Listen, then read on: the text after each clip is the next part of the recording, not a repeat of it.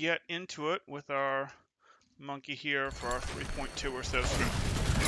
Okay, so you guys are playing a bit of Talon Dive. We won't get into it yet. We'll just see what happens. Vital signs normalizing.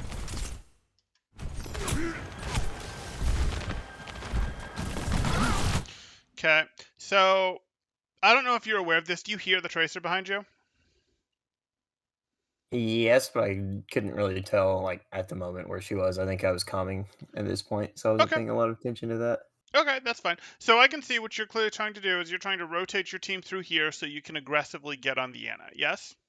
Mm-hmm. Okay.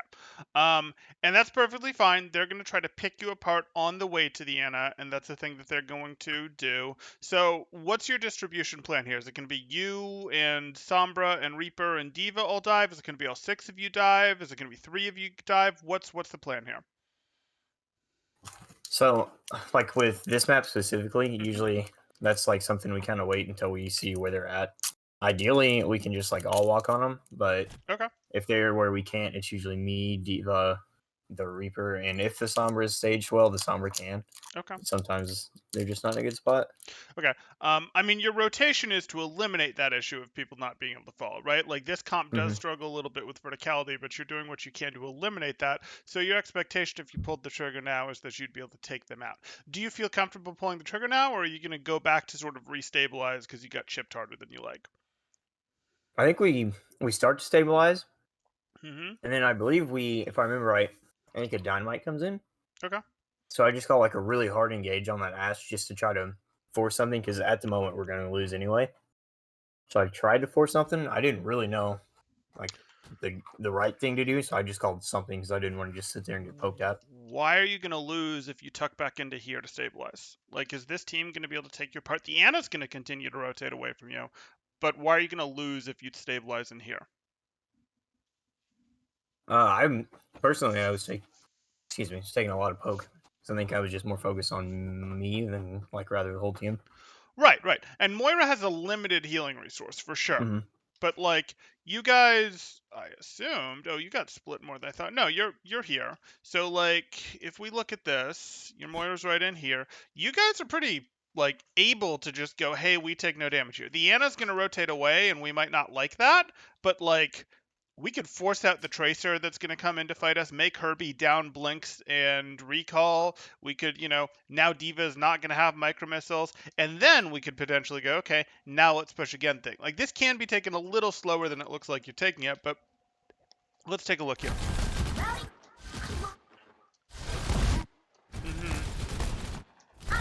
Yeah, this isn't necessarily where I'd have stabilized. It's okay to stabilize up here, but, like, did they have any desire with a Tracer and an Ashe to want to come fight you in here? No. Right. So this was potentially the safer stabilized spot. And you're not a real dive comp. You don't, like, spread out and take 6 different angles or 4 different angles and then go, aha, collapse on them. You sort of just do most of the time. You can take angles, but given that you're going to most of the time just sort of rush them from cover, well, let's have cover before we rush them. Like, the cover is where we would be if we're deciding to stabilize or not. This isn't as good cover, but that's okay. Mm-hmm. You're brawling for an advantage. Okay, well, now you've committed. So you dropped your bubble here, and this is a committal that this is where you're fighting. And I hate this, because you don't have anyone who's used a movement ability to punish, do you? No. So now you even more need to go stabilize, go get healed back up, and kind of wait at least on part of your bubble to cool down to come back, drive out the Tracer, etc. So I hope that's what we do. I hope we drive out the Tracer, we stabilize, etc. But like us dropping our bubble before the fight has been committed to a spot is a big no-no. Like, if you have to do it to save your life, so be it. But your mistake is already upstream of having been out here where they could fight you, right? Like, if this monkey or diva had come in here, or both of them had come in here to fight you, you'd have just laughed at them, right? Yeah. Okay. This will protect us. And this is just you totally forcing it. You don't have, you're gonna get CC'd all day. CC'd for days. Your Sombra and your Reaper can't really follow this well enough. It was never gonna work. So I know there's pressure on you to act fast, and there absolutely is pressure on you to act fast in this comp, but we explosively act fast from a closed space is sort of how we want to think about it. Moira does have a limit to how much she can heal us before the fight starts, but it's not that stressful of a limit. Like, we don't need to be like hyper conscious of it. Hello. Hello. Yeah, I've been working on, since I'm shot caller, I've been working on trying to keep like tempo up, because we used to have a problem where like we would just let them engage Sit on there us all forever. the time. Yep. Yeah, and But sometimes it leads to stuff like that though, where I just make bad calls, get in a hurry. oh, and that's totally fine, but you have to understand they're at a tempo where they don't really want to engage on you. They want to soften you up forever. So as long as you don't let them do that, you're okay. Like, so certain comps are going to be more interested in engaging on you than others.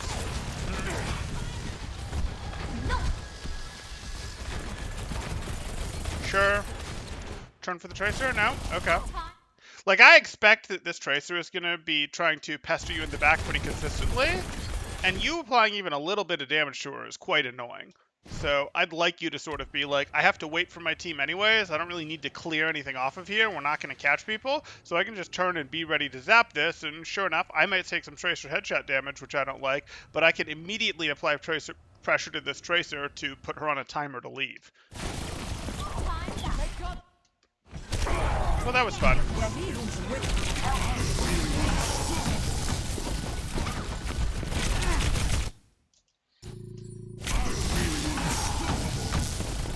You have 60 shots left, and again, this Tracer is here. And Tracer is a totally valid target. You don't want to necessarily jump a Tracer that still has recall, but it's a totally valid target for you to zap. Like, even a little bit of damage to Tracer is really expensive, and Tracer can't dodge you. Or if she's going to dodge you, it's going to cost her blinks. Like, totally fine. It's actually one of the reasons that Dive was the comp that was run as the answer to Dive for so long, because Dive tanks do better against Dive heroes than Brawl tanks or Poke tanks do against Dive heroes. Like, would you rather be Winston or Reinhardt if you're playing against a Tracer?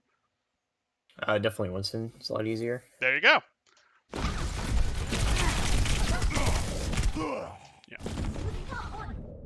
Yeah, I'd call the reset at that point.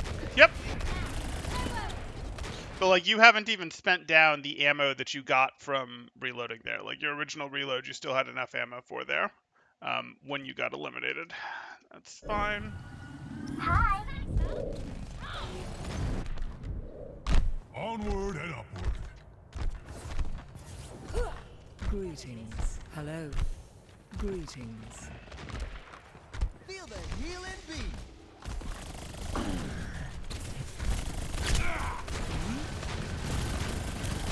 And you're calling your rotation.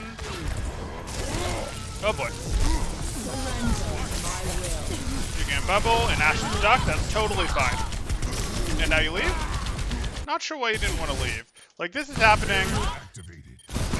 You got what you needed. Like, at this point, we have 2 eliminations. You've already used your bubble. Like, you should be thinking, if there's something cheap and free here, I'll take it. But I'm heavily thinking about leaving. Because the one thing I don't want to happen is we just got ourselves a big lead. And what's their best timing for taking back the lead? If you just went up 2, when are they going to have the greatest chance of equalizing that lead? By taking out like me or the Reaper. Right after you get it. Because what happens is you've spent your resources, your bubbles, your health, your cooldowns to get that lead.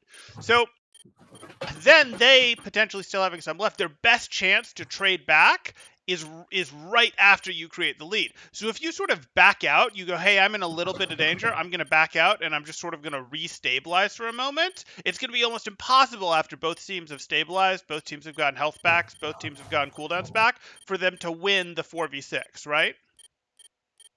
Yeah. So after going up a little, after going, hey, I think I got the good stuff here, I don't see anything else immediately accessible to you that looks good, looks like it's about to happen. So I was ready immediately to go, let me just hop out over here type thing. Like, immediately upon the finishing the elimination on that Ashe, I was like, let's get out type thing. Does that make sense? Like, Yeah, why I would be prioritizing that in general in a mind state? Go ahead. Yeah, I just don't. I think sometimes I get like really greedy. I guess it's not my job to get kills, but I still try to find them anyway, and like it'll lead to stuff like that. I don't mind you getting eliminations. I don't care who gets the elimination. I don't care if a DPS sets it up, like a fair hits a rocket so you jump on it and finish it, or if you keep someone low health so a Genji dashes through it and gets the elimination. It really doesn't matter to me which of you gets the elimination.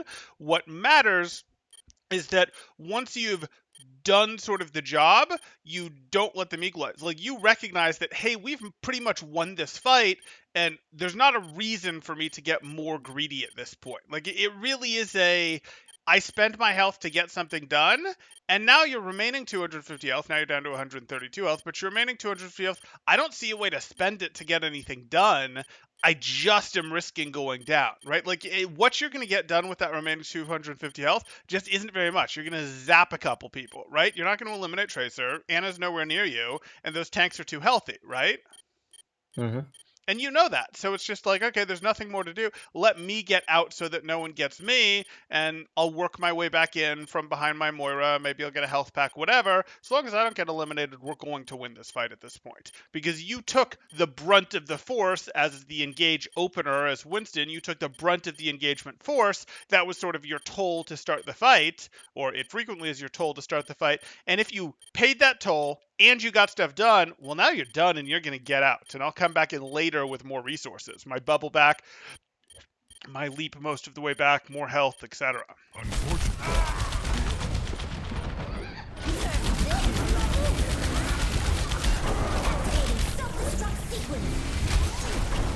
And this is a messy fight that you could have sort of put away, right? Like, if you just left, okay, maybe they still would have gotten your Reaper, maybe not, but it would still be a 5v4 with you guys having respawn advantage. Now, who knows what it is?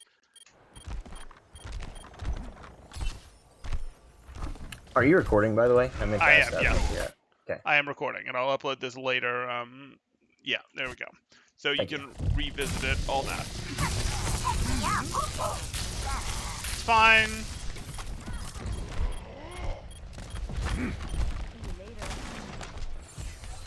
Let's get patched up. Be right back. Let's up the tempo. Hello there. Greetings. Owie. Gonna make you feel better. That's better. 60 seconds remaining.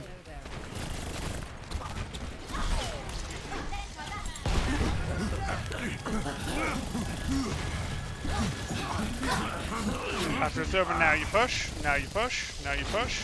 EMP activated. I don't love this. Your engagement range is this far, but is your team's engagement range this far with this comp?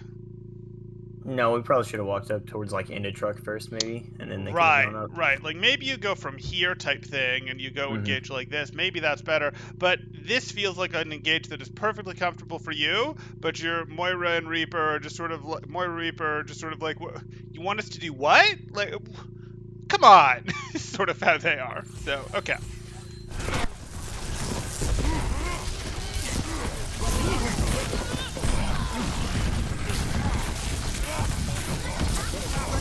Okay, so we could have made this decision before now, but we just went up 2 on eliminations, right? So how do we feel on resources? Do we feel like we can still be in this fight? Yes, because Primal. Sure, we've got Primal, we've still got our bubble, we're reloading, which is annoying, but we've still got almost 400 health. Looks good to me. And now we look at this and go, okay, well, now should we still be in this fight?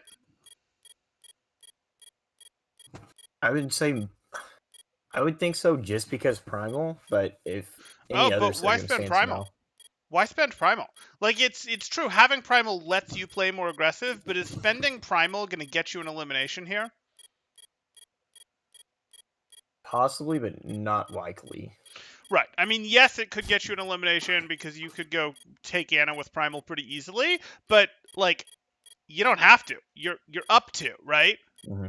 So this is, again, sort of like I don't want to be here. I probably wanted to leave a little before I got this low on health because my bubble's not helping me against this Nano Winston, and he's doing okay, not amazing damage. But yeah, if we just leave, is he going to take out our team or anything? Probably not, especially with the Lucio speed. Right. So if anything, I actually look at this, and if you're really on it, you go, wait a second, I just don't want to fight this Nano Winston. Like, I just don't want to. Where's that Anna? Like, where's that? And you still have Leap and Bubble and Primal, so you could absolutely go challenge this Ana. And if you get into trouble, maybe you do Primal. But if the Winston jumps to join you, great. Now Nano Winston isn't on your team. Does Nano Winston hurt you that much? Not a lot. But he does mess with your team pretty decently, right? With his cleave. Mm-hmm. Do you Yeah. do a lot to stop him from messing with your team? No, not individually. Right. So if you know that the Ana's here, I'd like you to swap targets to the Ana. If you don't know that the Ana is here, you know what? I'm not getting anything done. I'm definitely not getting anything done after I got purpled. I'm just leaving. I'm just leaving, and it's fine because I'm not contributing meaningfully to stopping this Winston. And it's just important that I don't get eliminated right now and potentially let them back into this fight. Like, we won the fight. Dive, and you're playing a Dive Brawl variant, but Dive, what it likes to do, and Brawl does this too, is it gets its elimination, or it chains together a quick elimination or two, and if there's nothing there immediately to immediately chain into another elimination, it's pretty happy to stabilize for a moment, and then sort of take it, and then sort of take the new fight if it got its elimination or two. Like, I want you to get very comfortable with that. So, this isn't helping you. Sure. Yeah, so that's not how we engage with Ana. This bubble obviously doesn't help your team. And if your decision is you're going after the Ana, you would very much want the bubble in play where you're going to fight the Ana, because the nade or the sleep is what we're actually worried about, right? Mm-hmm. Okay, so you know better than this. Not a big deal. 30 seconds remaining.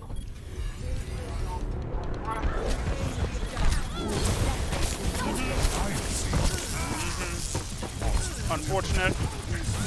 I totally get your concern. Is Ana looking at you? No. So we don't want to drop our bubble. No. We're not worried about her. We're not worried about Ana eliminating us with her blaster. We're just not at this point. So This will protect us. we're only worried about if she looks at us, she might sleep us. So if she's not looking at us, we're not bubbling. Unless we're about to primal, in which case we just want the bubble on the ground back. But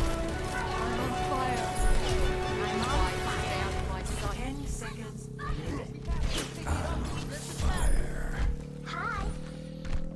Greetings. Objective A captured. New defense point. Objective B.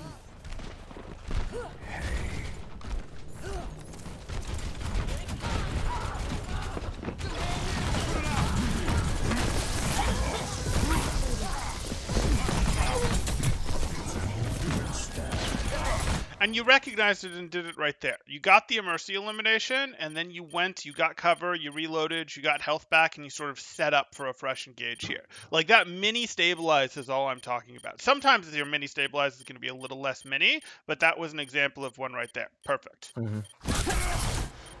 Probably not who you wanted to go after. Like, if we look at this,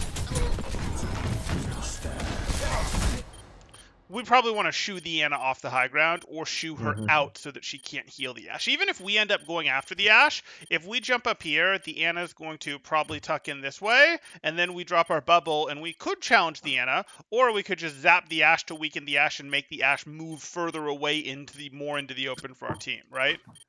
Yeah. Okay.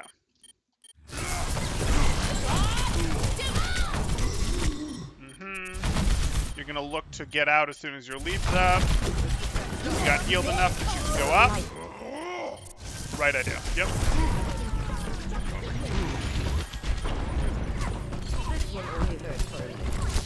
Okay.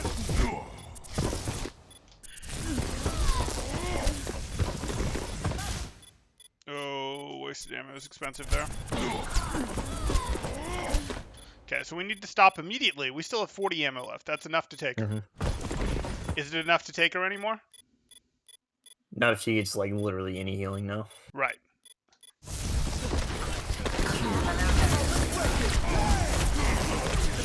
That's just a recognize it thing. I totally get where you're in here, but this is just you have to make the decision instantly whether you're jumping her or not, because if you jump her, you can potentially take her. You might get slept. If you don't jump her, she's going to get out like this. You're going to take too much from the Ashe. Okay, that's fine. Obviously, getting the beat changes things. Should change things. Hello there. Gonna make you feel better.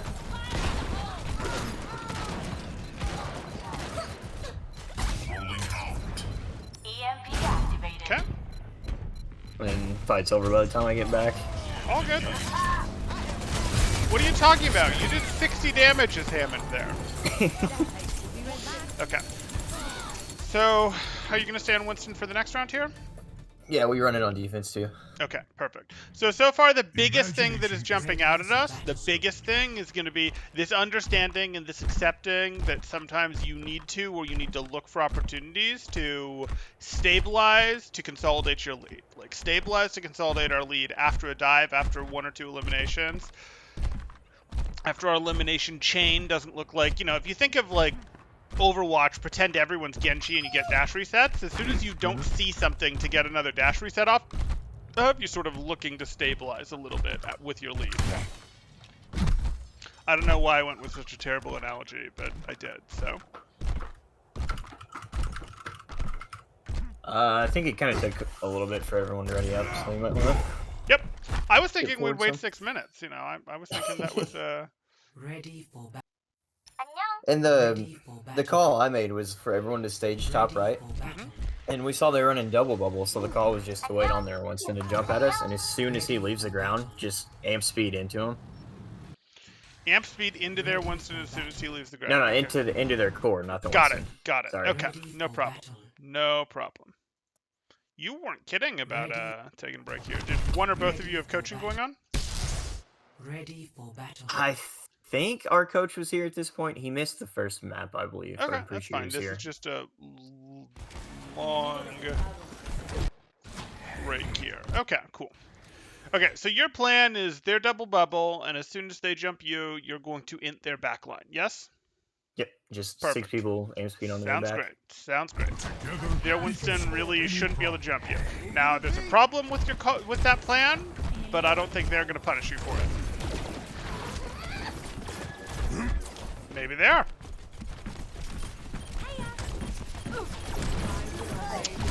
Oh, they're smarter than... Well, they were almost smarter than they look. What happens if the monkey never jumps you? He actually doesn't, and I just call, like, once they start to get the tick, I just call the rush to Zarya He's anyway. correct. He's correct to have never jumped you. Yep. And you recognize why he's correct, right? Yeah, because if he doesn't jump us, we just kind of sit there staring at each other like we are now. And plus, Right. he just kind of explode with the Reaper and the... Right, like he's just like, I'm Possible not going to hacks. jump at you, and he has on his team a Sombra and he has on his team an Echo, a Tracer, and a Zarya, and you have on your team a Sombra who doesn't really want to unstealth. So who's going to get more done in this poke phase? They are. Right. So remember, we like to explosively dive onto people from cover, from good staging. We don't like these extended poke phases, and they're going, we don't have an amazing poke team, but we've got a little bit of poke, more than you do, so we're going to exploit the poke, which is good on them. So what's something that you can do to counteract this? I mean, it's too late for this one, obviously, but, you know, that's what we do in review, where we look at this and go, okay, that Echo's shooting at us, and as soon as we realize that they have an Echo and we don't, we realize that if they're smart, they're potentially going to just poke us. So we can look at this and go, did they take high ground from us or anything? No, they didn't. So we just kind of want to get close to someone that can't run away. So Winston can run away if we jump him, but do we know where their Zarya is? Do we know where their Ana is? Do we know where someone who can't run away is? Like, right before this frame, we could see their Ana and their Brig in the back, and we Okay. kind of saw their Zarya rotate behind the monkey. Okay, that low the ground we're Zarya at now. rotating is interesting. The Ana and the Brig are still probably too far away for you guys, right? Mhm. Could you rotate to get closer to the Ana and the Brig? Yeah, if we, like, walk straight off point and we hook left, we can try to cut them off from their rotation, possibly, So since we have speed. that's an option. You could go, hey, we're going to try to rotate onto your back line. But I think the real vulnerability that you're going to see is Zarya's there. Is there any reason you can't dive the Zarya right now and win? Not really, no. Especially with Right. a good Sombra hack. Right. Like, your Sombra's in position, the rest of you are set up to get there. That's not exactly out of range for your team. Like, that's fine. This is all in the low ground that your team can easily follow you onto. You jump here and zap and then drop once your team gets here and your team comes in, and this Zarya is never getting out. Like, maybe the Brig and the Ana will be able to just prop her up for a bit, but she's never getting out. This is exactly what you want. Okay.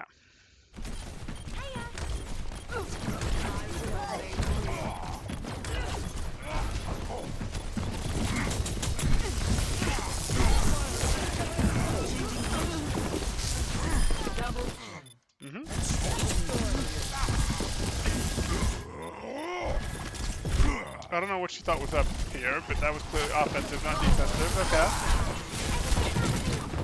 Okay. Yeah, I don't remember why I went up there either. I think it was for the echo. Okay. I just Like, lost I was track of like, her. are you stabilizing? No, you guys got the echo already. Okay, so... Or, yeah, I I don't- thought someone was up there. They weren't. Got it. No problem. Yeah, the echo tried to go up there, but you guys got her. Then you drop down here, which I'm fine with. And you go, hey, let's do this. 80 ammo reload? Okay, okay.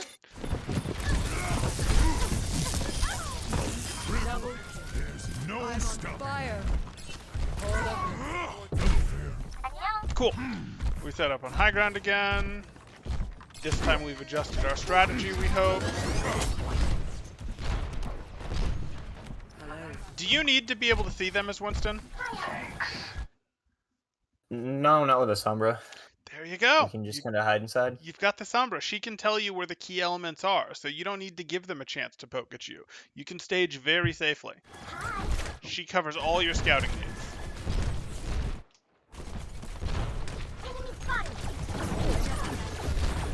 Yeah, you're just taxing your Moira relatively needlessly here. Can't do anything about the Winston. Can't do anything about the Echo. Oh, we see Zarya. They get eliminated. There's nothing that Zarya can do, and we don't care if she bubbles. The only thing that's remotely annoying to you is that your Sombra is over here, but I'm still totally willing to take this because I don't care if she self-bubbles. You and your Reaper are still going to shred this Zarya, right? Mm-hmm. Cool.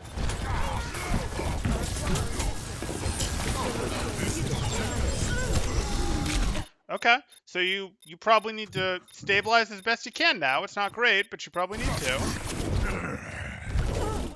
Okay. Oh! Close.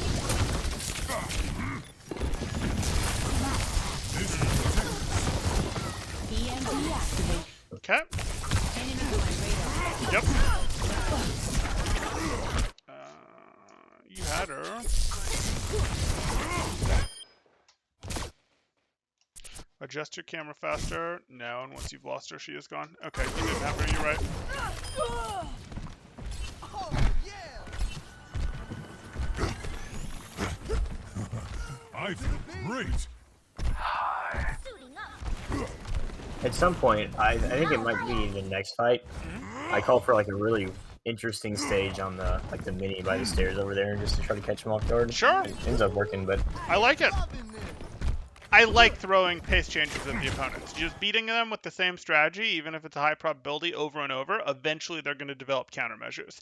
And their countermeasures may be tied to them using certain ults, etc. And if you just sort of surprise them with, nope, we're beating you a different way this fight, even if like your old way had an 80% chance and this has a 60% chance, well, the third time you use your 80% chance, it probably doesn't have an 80% chance because they're specifically having a plan for it. And you sort of just throw everything into whack by doing something else. So I like that.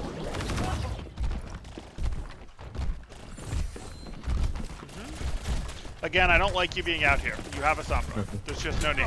Your Sombras can scout, your D.Va can scout if need be. There's no need for you to give them help.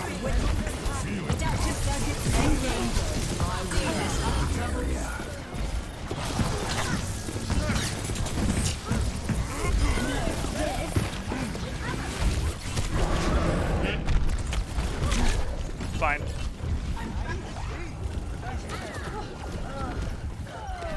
I don't know why your Moira's healing you that hard, but okay. Okay, so let's see your plan. You know you hop a ton, right? yeah, I've noticed that. Okay. 60 Okay. seconds. Just making sure. There's a little bit of a justification with Winston to hit hops to surf your hops, but those are like right after you hit your leaps. They're not general things. Or you could jump right before a leap to try to get a little more as well, but we don't just constantly hop. Okay, so here you are. 60 seconds remaining. You're setting up for this. You're being loud. Yeah, it was kind of a late call, and it wasn't a very clear one, I don't think, so it didn't stack well on me. Right, but But- even you were being loud. Yeah, So from like like, jumping around and stuff. not just jumping around, but like, why are you moving at full speed? A, you don't need to move at all. B, you can crouch if you are going to move, right? Hmm. Yeah. Like, if you're trying to do a hey, let's surprise them type thing, we're definitely not being loud about it.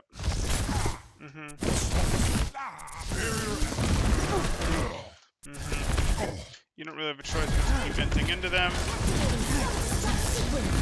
Right? Okay, nothing too wild there. Gonna make you feel better. 30 seconds remaining. Time's running out. Let's keep our defense up. Move to the beat.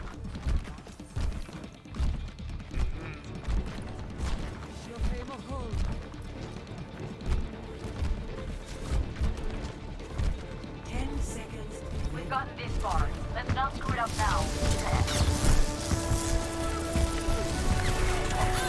Are you calling for the whole team to engage on this? So I said we knew she had Grav, so I said I'm pressuring Zarya, and I Okay. should have like clarified everyone else stay, but they just followed me.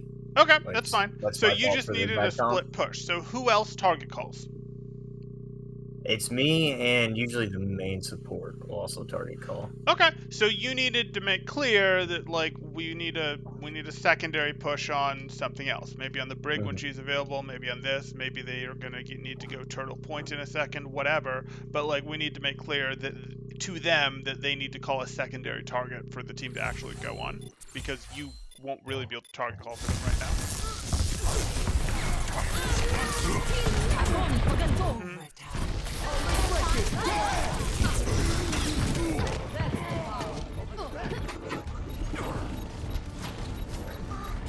You should still win with the ults as they come up here.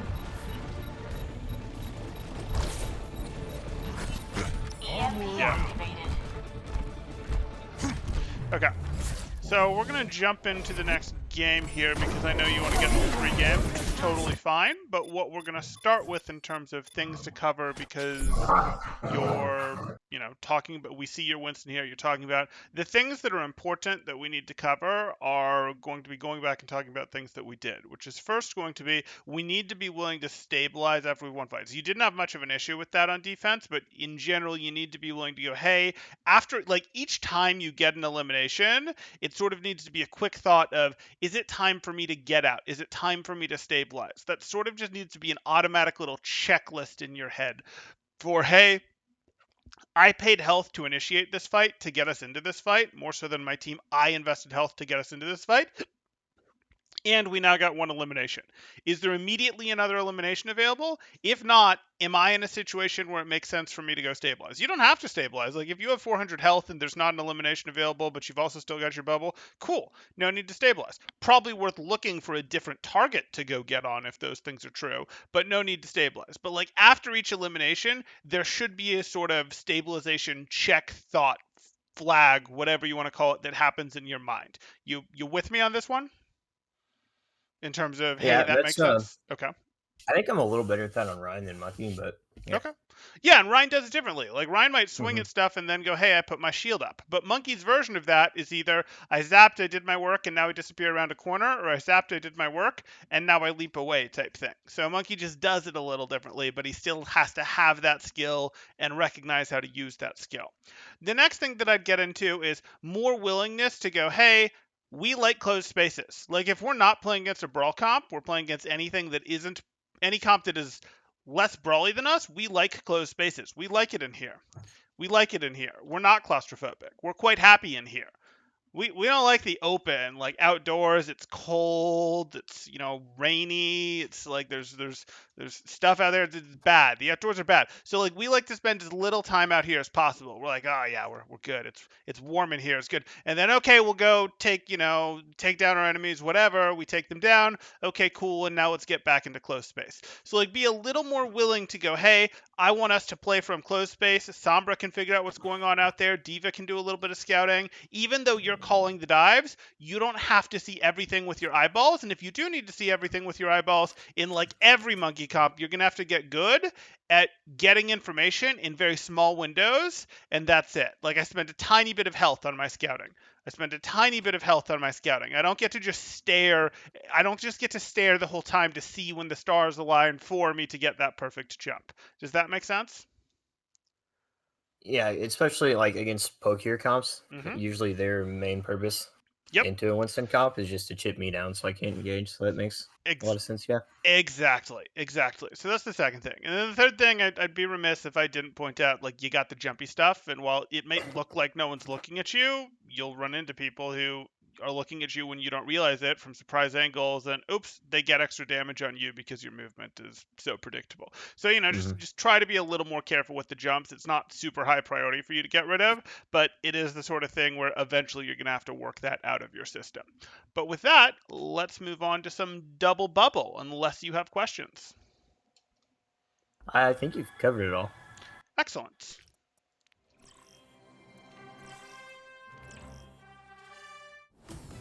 Traveling to Dorado.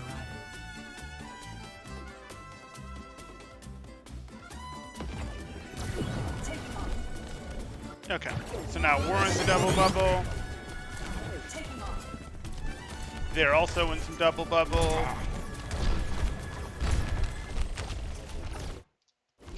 You choose to turtle the point a bit, no problem.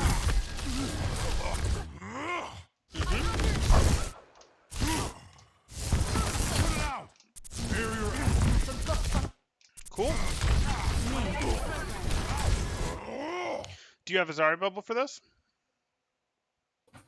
In about 2 seconds, I believe was the call here. So I Okay. thought I could Yeah. get into a doorway, but I ended up just exploding.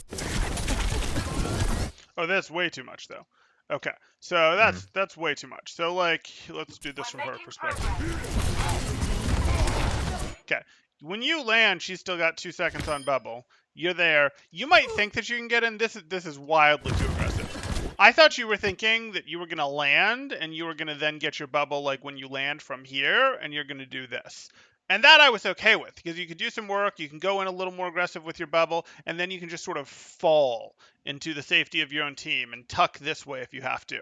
This is like, I'm already going to be missing a bunch of health because they'll have been paying attention to me somewhat for 2 seconds. Then I'm going to scoot in here to get an extra 200 health because that's all a bubble is. Like, is that a likely survival scenario for you? Or is that like, oh my god, you're going to get eliminated or go like panicky health low? No, usually it's not worth it. I thought I kind of like severely underestimated the damage there. I think. Yep. I thought I could get behind that Zarya and just block, but Yeah, I think you did too. Okay, no big. And remember, part of the thing that you run into here is you sort of have a tempo that you have to play in double bubble. This is fine. This could be a bubble only dive, or it could be a double bubble dive. And by bubble only, I mean Zarya bubble only, or it could be a double bubble dive. Because I don't know how seriously you want this. You're not really trying for eliminations. You choose to invest your bubble here. No problem. That's fine with me. But what this means is your next dive is really only an energy/space dive. You're not really going to try for eliminations on it, because for this next dive, you're not going to have your bubble, right? Which means it does need to be a little more passive in what you do. This is fine. This is totally fine. I'd have preferred you tuck a little closer to this side so that you can drop faster, but this is fine. Your team can see you from there if they want. You can drop out, and you're pressuring these guys from another direction, which puts pressure on them, makes them think about turning. If they don't turn, you just get to zap them for free. This is great, but this is just pressure. This is not you getting serious. You simply do not have the option to get serious because of how the tempo works in this cooldown. And I don't care if your first jump had been soft and your second jump was hard, but you made your first jump hard, we're calling it here. So your second jump has to be a bit of a softer dive, has to be a bit more of a, I'm a distraction, I'm annoying, this is letting my tracer get in type thing, this is letting my echo get in type thing. This is not a, my tracer is actually going to hard come in, my echo is going to hard come in, and my backline is going to run them down. That happens when your bubble goes down. You with me? yeah. Okay.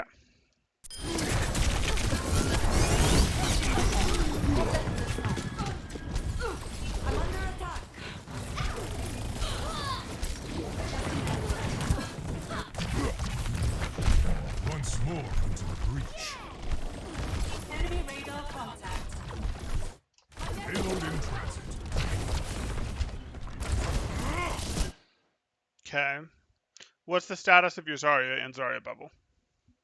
She had it at that point. Okay. Are you going to get it? Yes. Okay. Okay. Because this is a real dive from you guys, and she has plenty of energy. I like it. Good. And are your DPS set up? No. And not really. So, like, this is a hard engage that you're doing with you, your Zarya, your backline, but your DPS aren't really in play for this one. So we'd like, as a comp, this isn't necessarily a you thing, but as a comp, we'd like to sort of be like, we can use some of our softer dives to give our DPS time and distractions to set up for their hard dive. And then you want your hard dive to be, you hard dive when they're able to actually come in hard as well. But you can probably do it with this.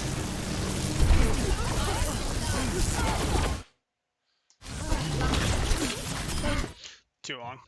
So I'm okay with this. I'm even okay with this, though I don't think it's amazing. This will protect Is there us. anything to be had here? No, it's just giving Zarya energy. Right. Well, it's not even that. It's that, like, you're not going to pursuit jump this Anna, right? Not without Right. your bubble here. You're not going to pursuit jump this Anna. You don't see your Tracer. If your Tracer had been set up and was, like, over here to the right, or your Echo was above you, maybe. But you're not going to pursuit jump this Anna because you don't expect to eliminate her. And if that's the case, well, let's just leave now. Because there's no Anna elimination to be had. So let's not spend what's going to end up being 450 health and your life to try to do what? Another 20, 30, 40 damage to Anna? Like, it just doesn't make sense to even leave our bubble at that case, right? Like, it's just like, I can't get the Anna elimination, so I won't. Like, if I can't get the Anna elimination, Tracer's not going to help me get the Anna elimination. She's left the range of my leash that is my bubble. Well, let me just tuck up over here and continue fighting what's here, right? Right. Okay.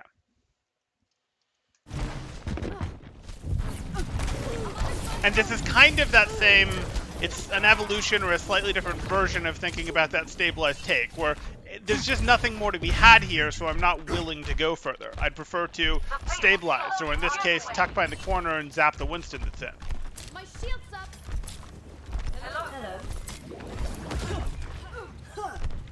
Because, like, again, your team won that fight, and you went down. And it's okay this time that you went down and your team won that fight, but there wasn't any need for you to go down. You just robbed your support of healing ult charge and gave them some grav and pulse bomb.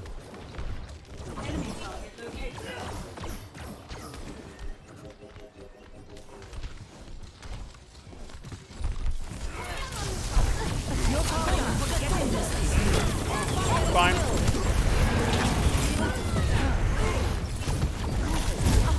Cool. Don't know about that one. Here you are. Great. You have plenty of primal left to get an elimination still. So you're going up here. You hit the leap and a slap. You're trying to bounce her around a little. And I'm actually good with this so far, and this is where I start to run into complaints. So you're going here.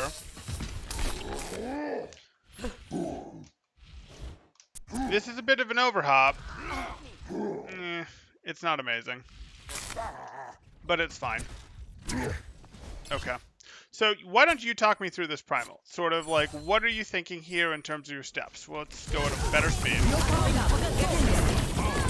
Bubble's obviously fine. You primal because, hey, there's the pulse bomb in there and you think you can still win the fight. And winning a fight that they grabbed, hey, wouldn't that be nice? So you're going in here. And your thought is you're going to get on Anna, and what wall are you going to bounce her off of?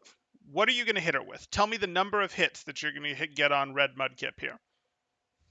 The idea is like the bounce and the slap combo, and I wanted to get her into the corner. Okay. She either strafe or I just mess it up. So you wanted to hit this in such a way that you land a tiny bit to her right, and you wanted to control your swing and your swing aim appropriately to also knock her a little more right than backwards, correct? Yes. Okay. So let's see if that's what you do. You aim a little bit, land a little bit to her right, but there's no aim control here, right? Like, there's no aim control on your swing. You're using the correct hand, maybe, to aim her to the left, but you're not in any way actually aiming to knock her to the left. You didn't control with, like... Go ahead. Would I, like, aim the camera left, or is it more like a Ryan Hammer thing where I'd look to the right so the arm would hit toward the left? It's been forever. I think this one is you. I think this one is currently you aim to the right to knock it to the left, but we'll have to Mhm. check. We'll have to double check that. We may hop into a lobby and do it just after that to confirm, because it's been a long time. Okay, and actually we'll get it right here. Yeah. Yeah, you Look just right saw to it go right left there. kind of thing. Exactly. So, oh, that was more than we wanted here, but that's exactly what we got. When we go here, we go in. And here, I thought after that first hit that she Mhm. would kind of back off a You little, would because that's think. mostly what that dive was for, was just to separate the heels. And then, Sure. like, as I'm turning, I saw her come back in, so I committed Right. back in. And we see when we're swing like that, it's our hand is knocking her there. She's on the left side of our screen. She goes like that. Perfect. And then unfortunately, she gets knocked out a little bit there because we aren't further controlling. But that's okay. And then we're going to go for our jump. Yeah, I just didn't let go of W in time. Nope. No, you did not. But that's life. And then you decide you want a little more Winston separation rather than staying on her. Okay.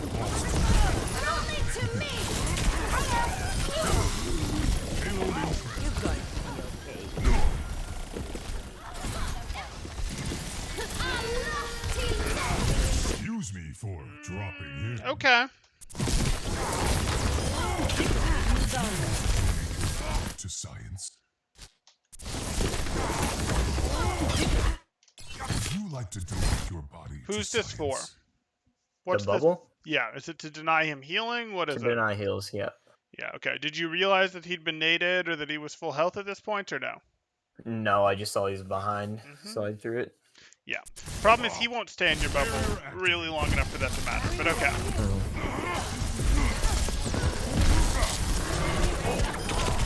And now we're done. Okay.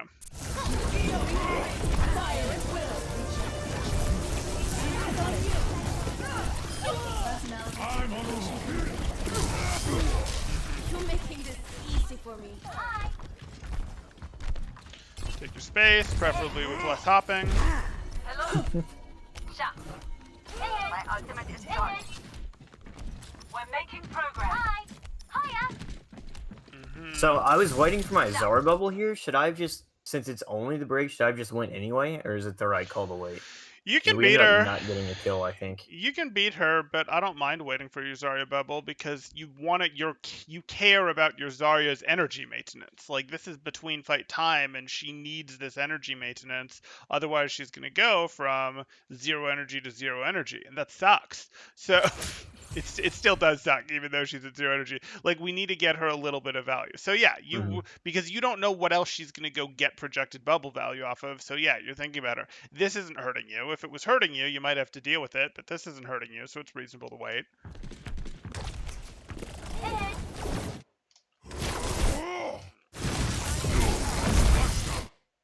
Okay.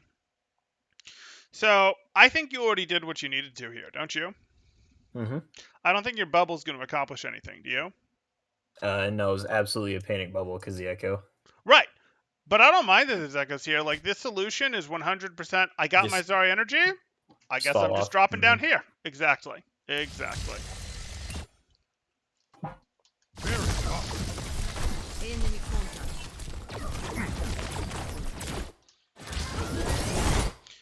Okay. You're going to peel for a bit. And now you're probably going to swap, right? Oh, now you can't swap. You kind of still... Okay, you're on Tracer. Fine. Winston followed into a place that they couldn't get support. Yeah, I can live with that. I can live with most of those decisions. Sure. I feel great. Yeah, the plan, like while I was jiggle peeking there, was to build nano and then engage, but then our Zarya got stuck. Yep. Mistake out of them. We're going to look to punish it. No, our Tracer went down too late. We can't punish it. Okay. You can absolutely challenge that. Why would we not challenge that? Like, I look at this. I look at my Zarya right here. If you jump at that with the Zarya bubble, they're pretty much going to be forced to shoot you, right? Yes. Okay. And you'd kind of like to do a Zarya bubble only jump before, not always, but since your Zarya's at 0 energy right now, you don't really want to do a hard engage yet, right? Right. And if you push those guys back, it would be easier for someone like your Tracer to slip through here and go get angles that she might want, right? Yeah. So this is like exactly the type of jump that we're looking for, where this is just putting pressure on them to get our Zarya energy, to get us a little charge, maybe to get Anna a little charge, and to give our DPS room to take space. Now, I'm not saying she'll use this room. It could be she'll use this room. It could be Echo will try to take some of the space. It could be no one will use it. But that's sort of what we're thinking. Our jumps, especially when our Zarya is low energy, is sort of we'd like to take space with this, and if we can get away doing that without using our bubble, even better. And I don't see any need to use our bubble into this, because I don't plan to get an elimination. Now, if Echo gets weak, you might change your mind and make it a real dive. But now I'm just sad, because it didn't happen. But that's okay. Build in transit. And like as a side note, who should be pushing card here while the cores are rotating? Should it be me or should it be one of the DPS? Tracer. Tracer does most of the Tracer? card pushing Okay. in this comp. Yeah. That said, it depends a little. Like, there's times where you want Tracer taking space to set up for the dive, and there's times where the cart is back far enough that your Anna Brig can push it just fine. Like, it does depend a little, and when you're trying to push the cart ahead of your team like this, sometimes you're going to do it. But Tracer is sort of the default option right now. Moving up. Okay. Sure. Is that your Echo? Okay. So here we are, and I want to know what happened to this from the rest of your team's perspective. Feeling power. Huh. So, this was your real dive. Did your Echo contribute to this dive? No. Did your Tracer contribute to this dive? Eventually, but she was still on cart when I went in. Sure. So your backline couldn't contribute to this dive, and we give that a pass in terms of sometimes you're gonna have to dive when your backline can't contribute, other than Zarya bubble and maybe some right clicks, which she's trying. But basically, this is you and half of Zarya versus the world. Are you likely to get any eliminations in you and half of Zarya versus the world? Usually not, no.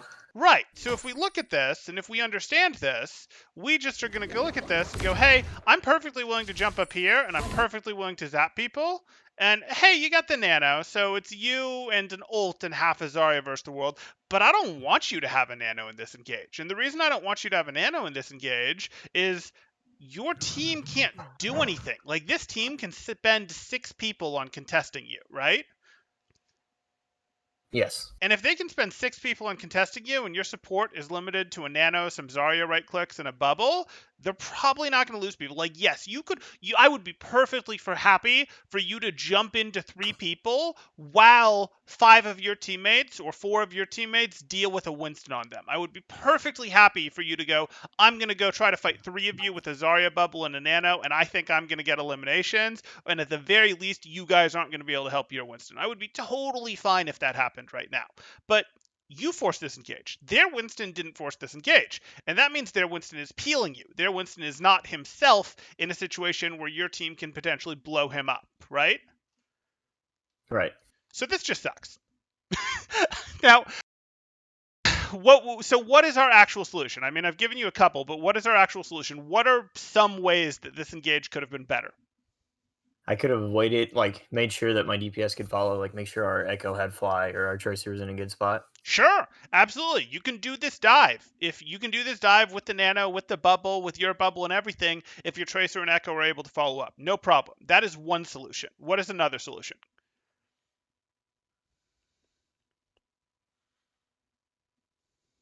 I don't really know.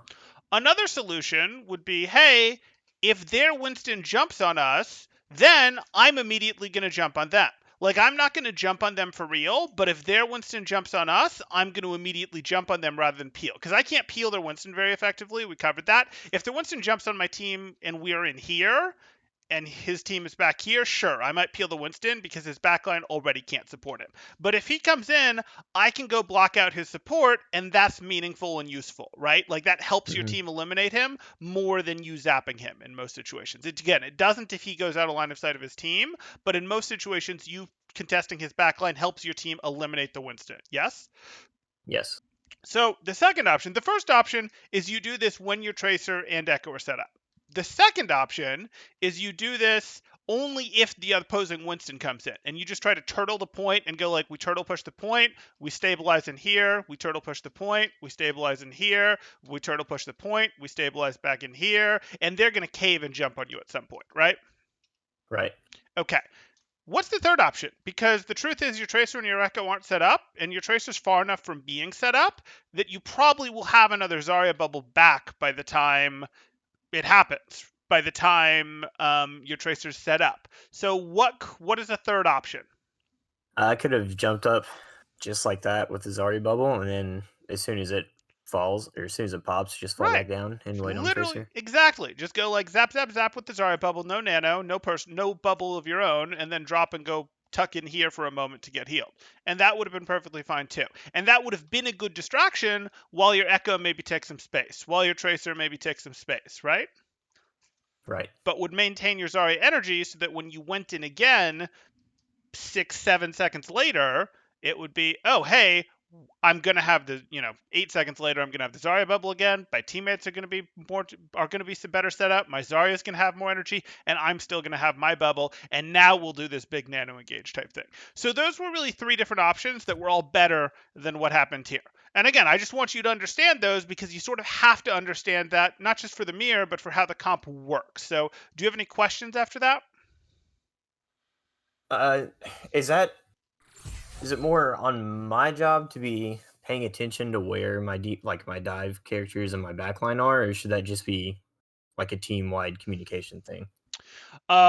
It's a team-wide communication thing, but as training wheels, I would sort of go, as your training wheels, keep an eye on them and think of my first jump is to get energy and allow my DPS to get positioning, and my second jump is the one where I use my bubble and is actually to get eliminations. And I'd sort of think of it like that every time. You will break that rule hardcore and start flipping up your order and doing stuff based on opportunities, but I'd like you to think of that as sort of, I'd like your whole team to think of that as the training wheels. So your Tracer and Echo should just be told, hey, the first time I go in there, this is to give you guys time to take space. And they should recognize, oh, I need to go take space during this. But yes, you should know, as Winston in general, before you engage, is like, this is a general Winston skill.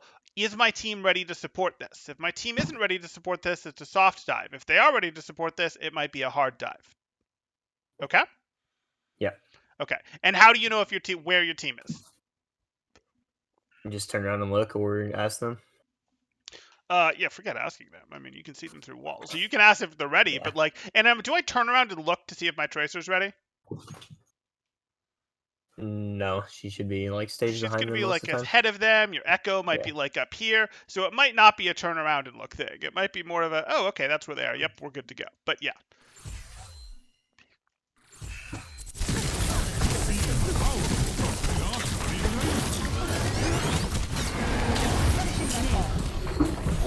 So again, as far as I'm concerned, you've used 2 ults, and what you've gotten is cart distance. Cart distance and some energy for your Zarya. And now it's anybody's fight, but like, during the entirety of those 2 ults, yes, it ultimately became a 5v5 at the end of your second ult there, but mostly it was, hey, we're getting some cart distance, and then finally it becomes a 5v5 as a result of having spent 2 ults. That's not amazing. Through the miracle of science. Thank you. Excuse me for dropping in.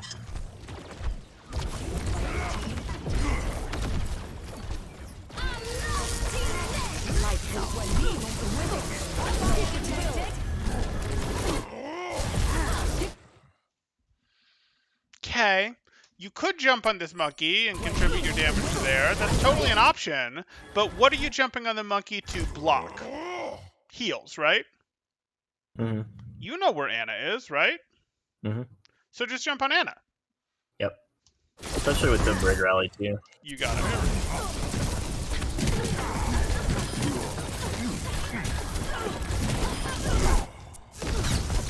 Pardon me. Put it out. Okay.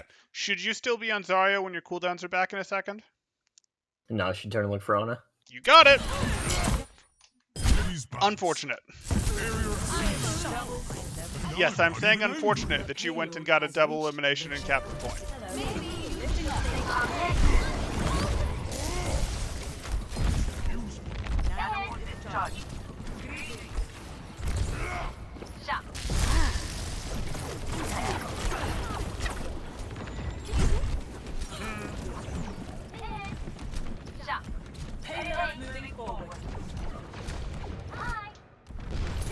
Okay, is your team set up if you hard commit? Depending on where I engage at. If I go too deep in their spawn, no. But if I catch them rotating high ground, or if they go right under the bridge, your team yes. is mostly set up. Yes, you're right. If you went super deep, your team couldn't help, but your team is about as set up as they're gonna get. Okay. He messed up, so you're just gonna keep. Okay. Again, I totally get it. I totally get why you wanted to do this. You're scared because she's gonna poke you. Totally understand. But can you finish her here? No, she's just gonna fall and leave. So, like, all you've done with this bubble is you've occupied this spot, and you get to, like, zap Zarya from up here or something. Mm-hmm. It's just not quite strong enough for what you're doing. You really didn't want to spend your bubble, even if it meant taking an echo shot or two that we didn't like. We would have preferred to do that and just drop over here rather than to spend our huge engagement cooldown. So, since she's so low health, and I've only got 4 seconds, would it have been a good idea to just keep walking forward and maybe drop bubble once I drop off high ground so I can still reach her? She just started her flight. Jump? You're not going to reach her. So if you look at this, she's using her flight, and if you look at this from her perspective... Oh no, she's not using her flight. I thought she was using her flight there. Yeah, I didn't think so. I think she was just You're floating right. off. You're right. It was just her surfing your thing there. Yeah, you could have potentially pushed her because she didn't have flight. Ultimately, she would have gotten flight back. But I think, yes, you could have reasonably pushed her. If you don't drop your bubble and you decide, hey, I am going to finish her, that's totally fine with me. And once you push in a little more, you can drop your bubble because then you're in a more dangerous spot to this opposing team. So, yes, that would have been preferable. But now it's going to be really tough to jump in. But you see Anna's weak, I assume.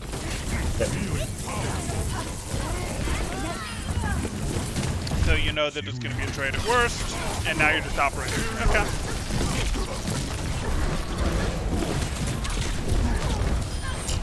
Is this just payback for Ghosts right there? Did you play during Ghosts? Not competitively, just casually. Okay, but you played against Briggs during her height, yes? Yes, yes, it was That's terrible. So yeah, this is payback for all those times that Winston literally could not do enough damage to eliminate her. Nice job. Enemy radar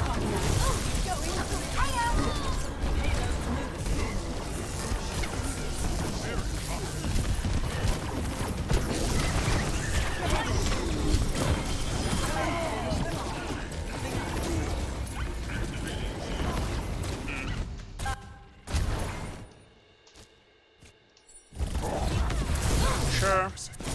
Right. I can live with that. Bubble's gonna go down. You don't have anything to get, so you're gonna back out.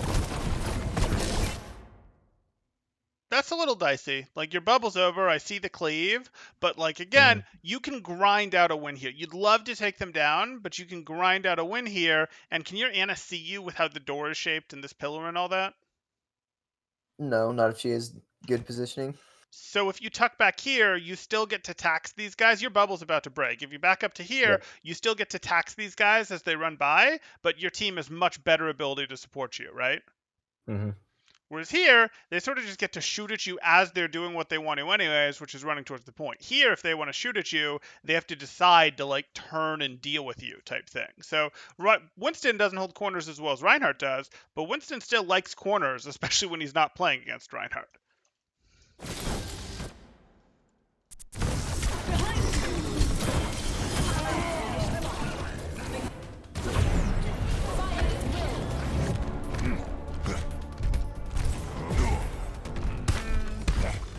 As we hop our way along.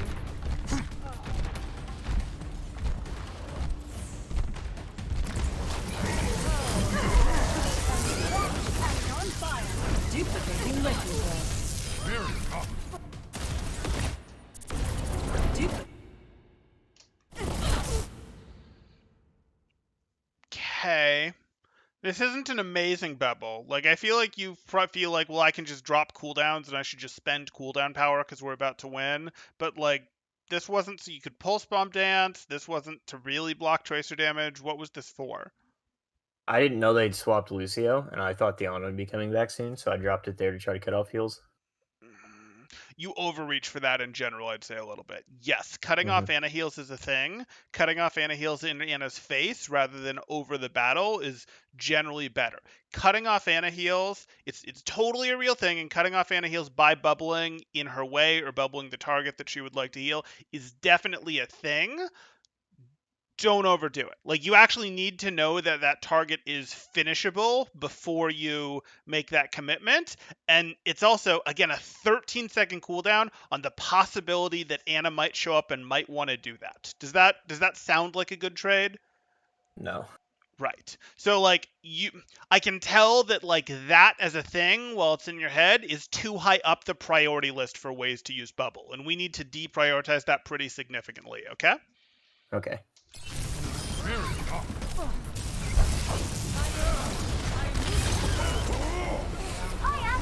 Because again, like, if you still have your bubble, you have a ton of options for how you can play the game. You can be like, I have bubble, I have leap, or I have bubble and leap will be up in 2 seconds, so I can just play conservatively. And then in 2 seconds, I'll be able to jump on the Ana, or I'll be able to jump on the Ashe, or you can go do things when bubble is available that you can't go do when it's not available. So we really, if we're spending it, it's totally fine to spend it, but we have to spend it for real value, because it takes away, it cuts our options more than half once we've used it. Ready for battle.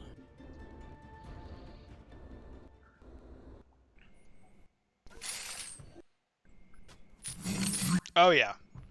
We're doing the hog. We're totally gonna play the hog. This is totally for real. I think our coach is talking to us, so I was just killing time. It's fine. I'm jumping. Don't worry. Ready for battle. Ready.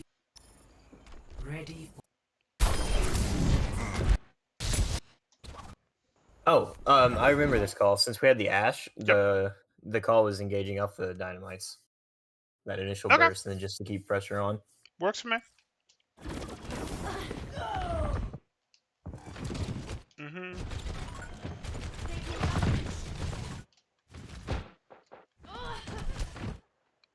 Was that not it?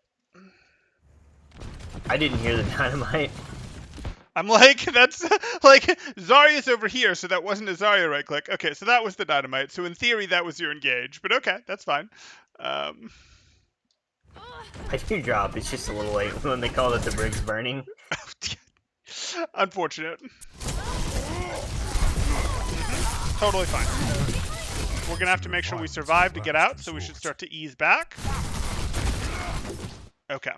I probably didn't want to jump out onto the low ground. I probably wanted to trust myself. Has the D.Va dropped? Has the D.Va dropped? If the D.Va is dropped, I probably want to go up here. If the D.Va hasn't dropped, I maybe want to go over here. I'm less a fan of going to this low ground because, again, it's limiting my future options a little bit.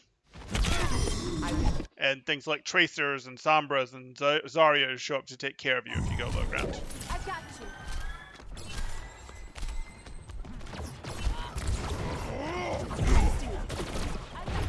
Cool. Are we going to crouch walk or are we going to be loud? We're going to be loud. Okay.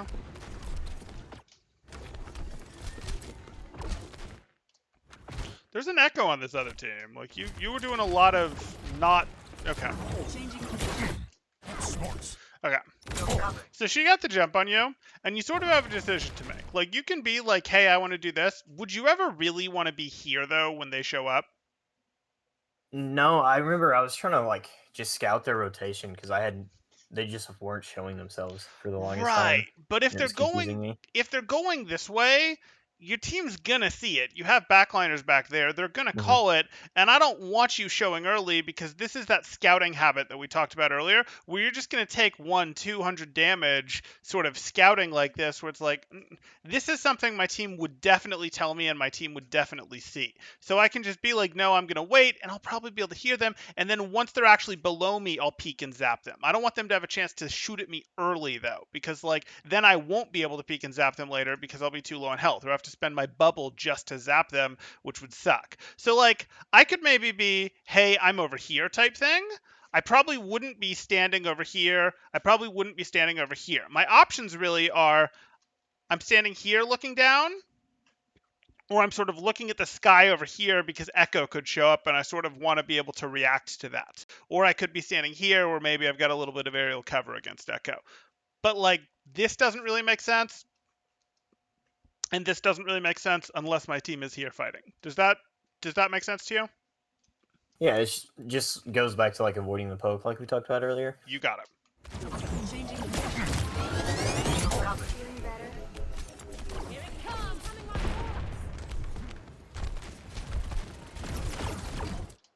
Taking off.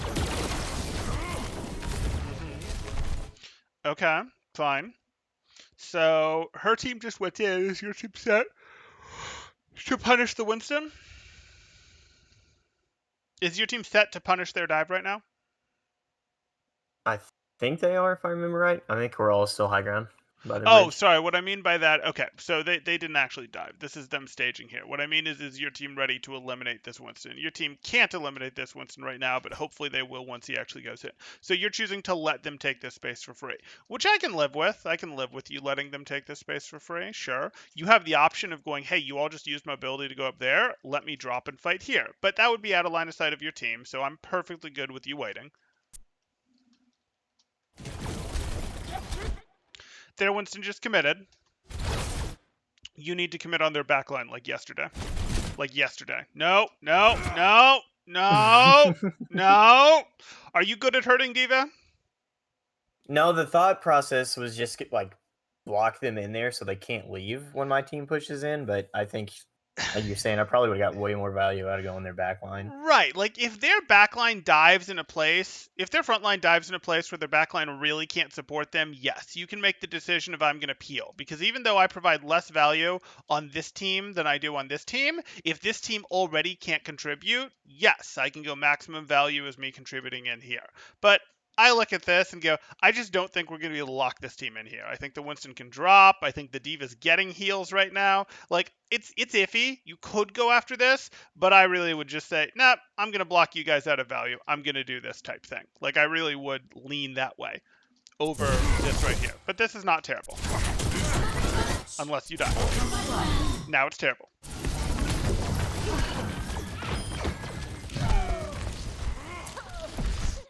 Okay, you can clean up staggers. You have your cooldown, so you can do this. Great. Is Winston the target? Really? I was just kind of shooting at blue stuff, honestly. Okay, There's so okay. much going on. Okay, Anna's to your left. Yeah, there we go. High ground. Leave the high ground. Leave the high ground. Good.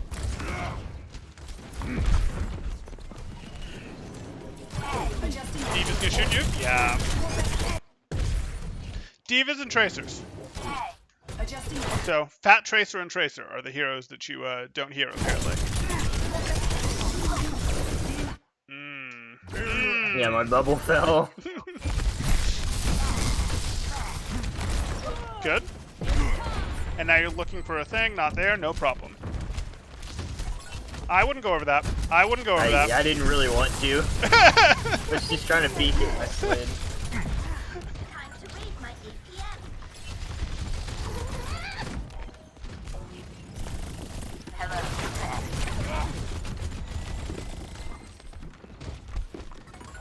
How y'all doing?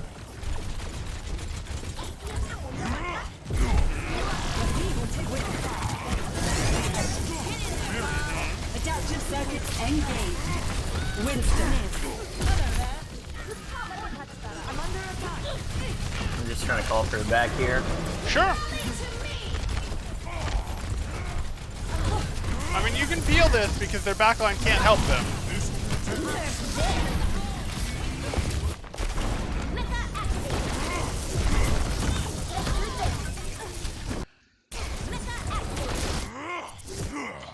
You did, okay.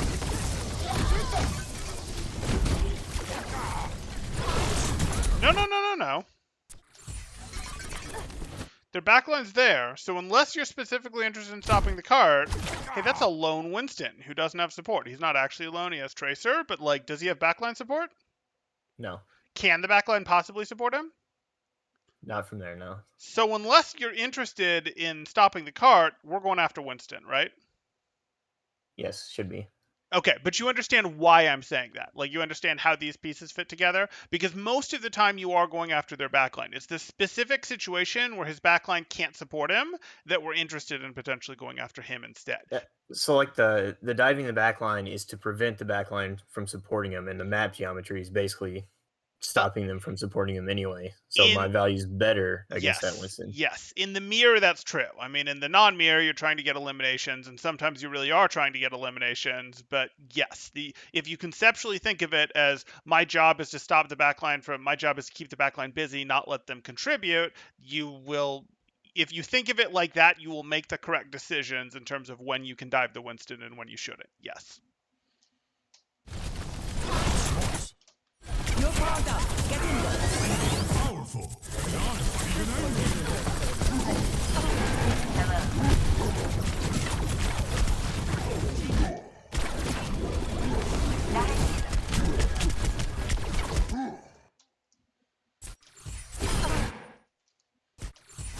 Feeling powerful. And I'm not even angry.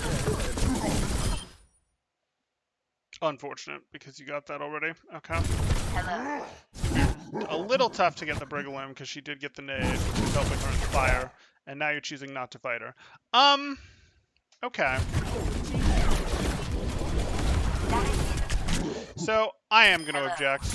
This is fine. I get what you wanted was you were primaling because you expected to need the primal to get the Ana, and you really wanted the Ana. But at this point, your team has kind of won this team fight. Yes? No? Maybe so?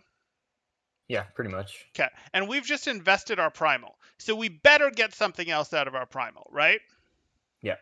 But getting a Brig elimination is going to be hard. Totally fine with jumping past them, though this is way too deep past them. But I want to knock them right back into the open here. My team might get out here and might eliminate them if they do that. Turns out my team's still busy with this Tracer, but I don't know that. And because I don't know that, I want to knock them back into a sightline that I expect my team to control. Fair? Yeah, I think the idea was to pull the Diva and the Brig away so that they couldn't support the Monkey since the Monkey wasn't dead, but Okay. I think Fair. what you're saying is a better option. I think you've already won the fight because you got the Ana, but that is a fair point. You're not massively ahead of this fight.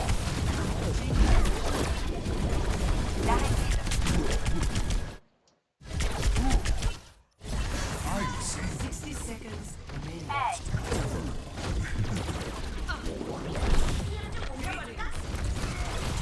Watch your back. Taking damage.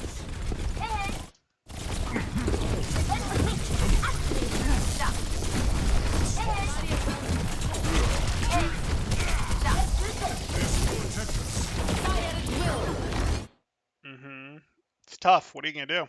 Hop over. Yep. 30 Body seconds block. Well done. We're doing great, team. I calculate our victory is imminent.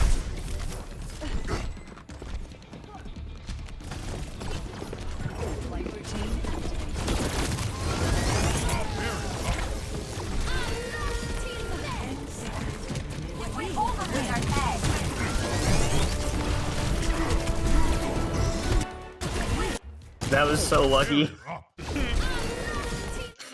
10 seconds. So you're here. You decide. I mean, really, we can get into multiple things. Like you're doing this. Up.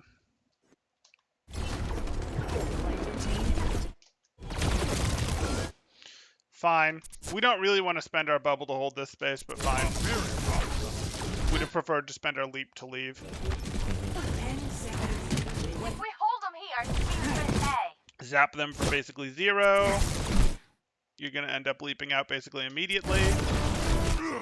Probably should have just been in a cross leap, but that's fine. It was a little scary with the Echo there to do the cross leap. Unfortunate.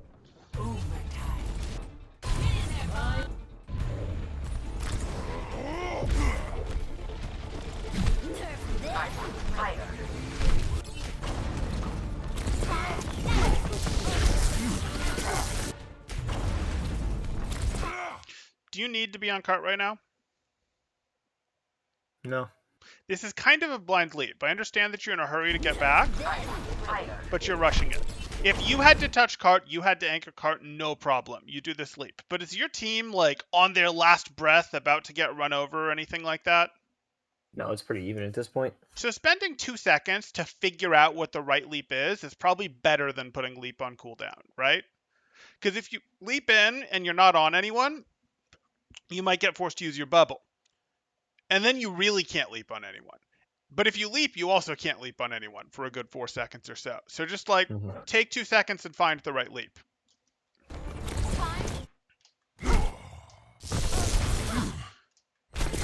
Turns out it might have been perfectly fine to leap in here, but it was perfectly fine to leap in here because, hey, I was going to leap in here and get on the diva. That would have changed where you leaped ever so slightly, though.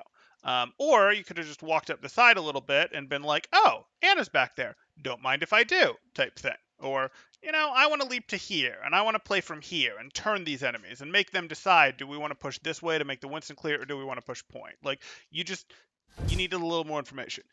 Look before you leap. Don't look too long before you leap, but look before you leap.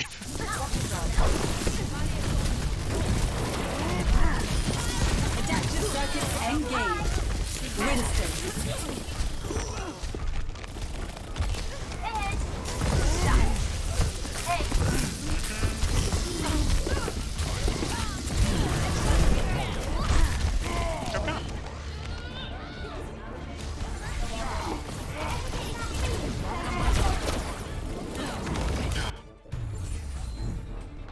Once more. Unfortunate. Breach. It's okay.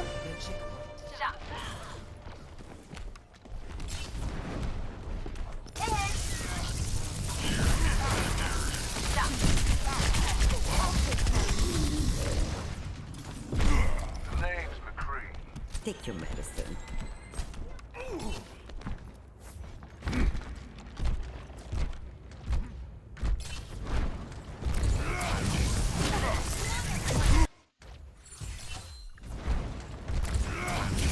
Okay.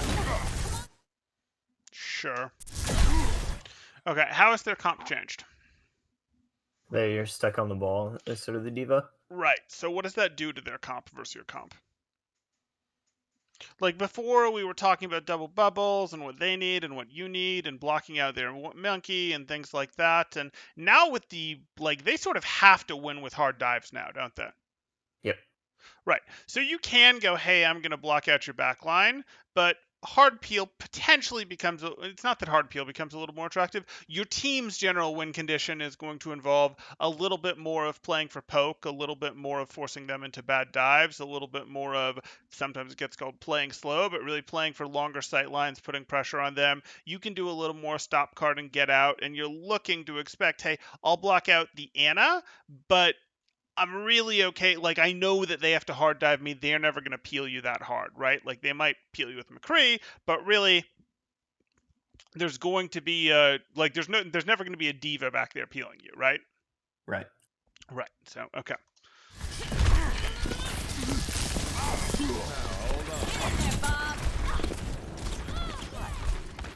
Okay. Oh boy. Don't bubble. Just leave.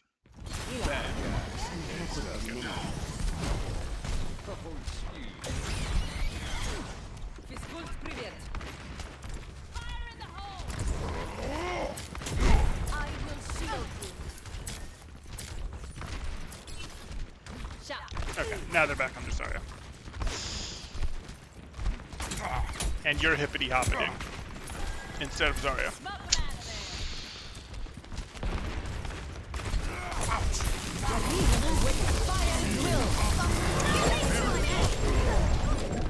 You reached for it, but no dice. I thought I'd Precedent time? leave the bomb. Yeah, I hear ya. Walk it off. Once more into the breach. 60 seconds remaining.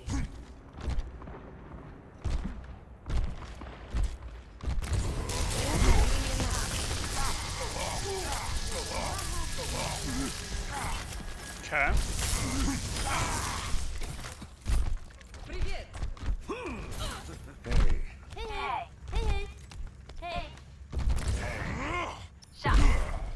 There's your Zarya. Pardon me.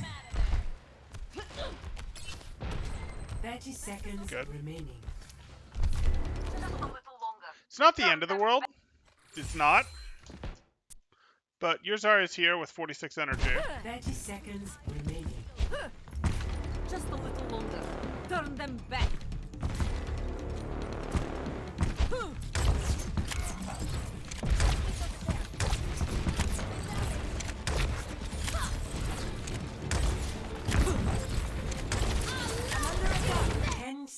Okay, now your Zarya has 33 energy. Do you think you could have relatively safely given your Zarya a way to get energy so that she didn't go down to like 12 or whatever before this happened from 46?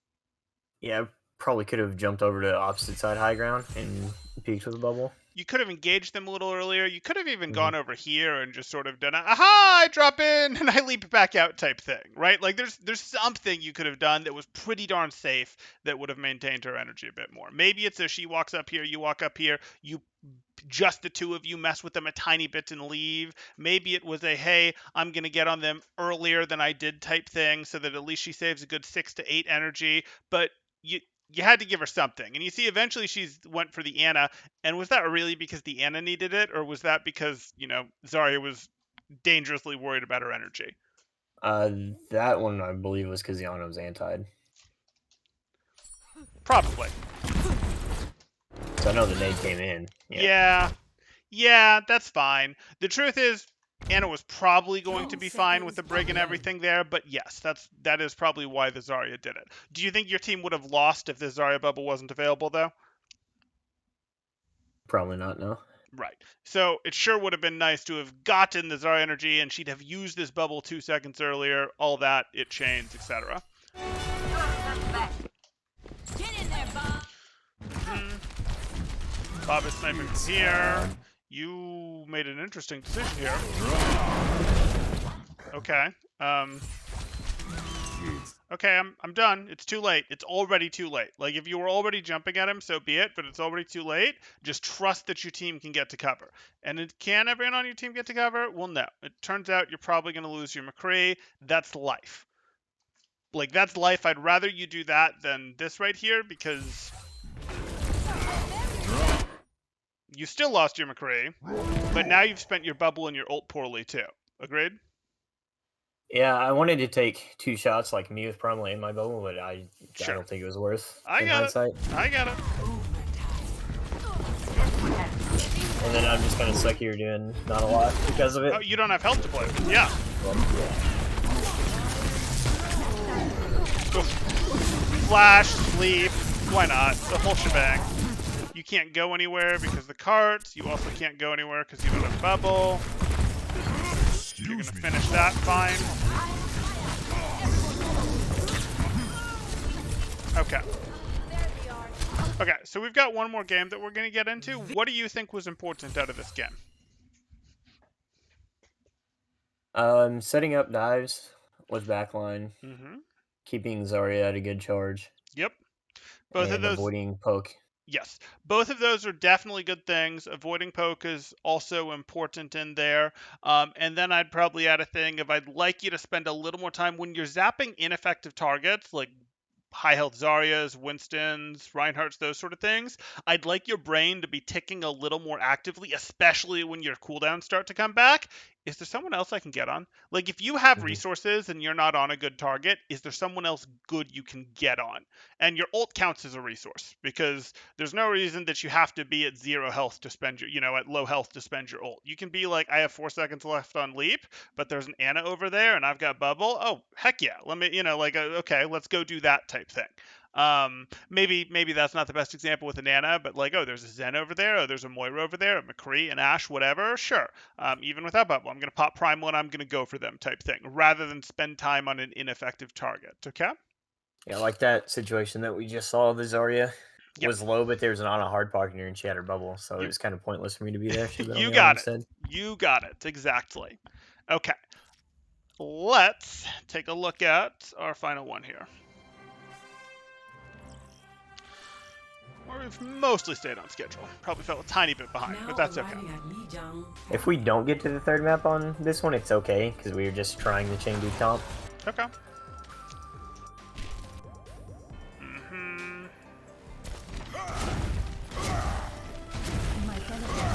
online. Swingies.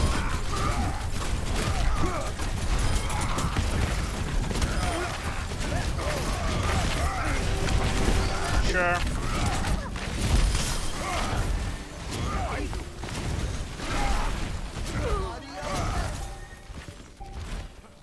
Nothing too wild there. You're very used to that opening sim TP versus opening sim TP.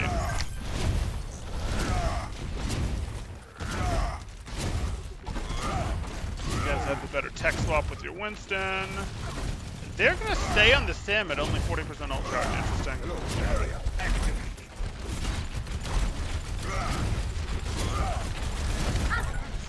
But do you agree with like turtling points to save the sim, or do you think we should be looking to take fast engages while they're trying to set up a portal? Maybe. You are going to want to turtle the point with your sim Turtle because point. Okay, I your thought sim so. I just wanted to has double an check. advantage over theirs. Yes. Mhm.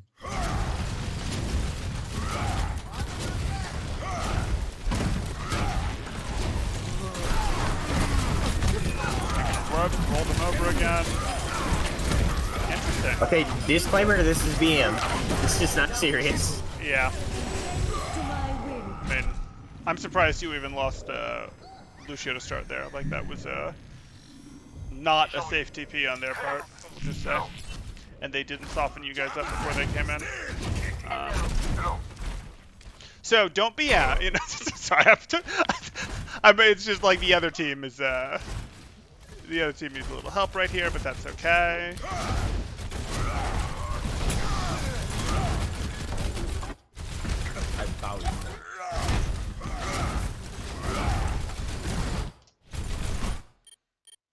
Okay.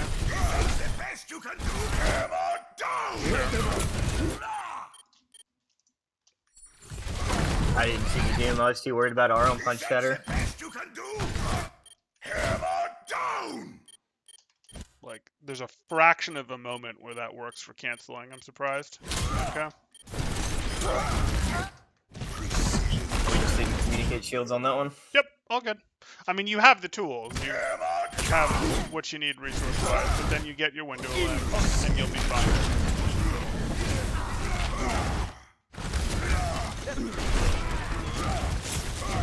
You have to finish her.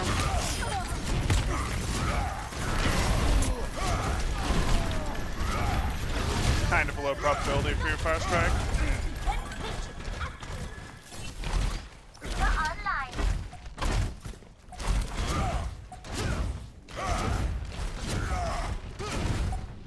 They have sim wall, so I hope this is a real push.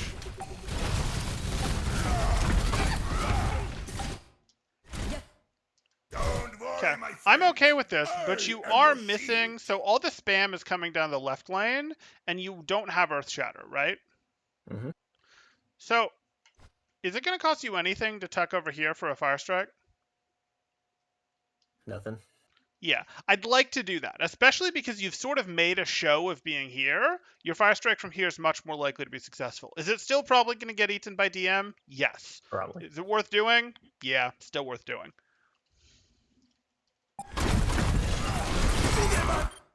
Overtime. That's an interesting swing. There you go. Took you a little long to make the decision, but this is exactly what you go, hey, we don't like this fire strike. We don't really like this swing. We go into our shield, and we immediately want to flank around on this window. Because there's just no reason not to. Like, we're shielding for our team. Our shield's just not going to hold. Sure.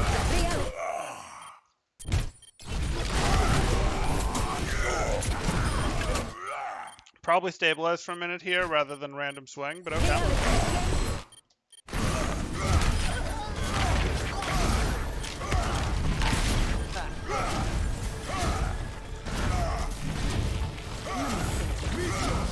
Okay.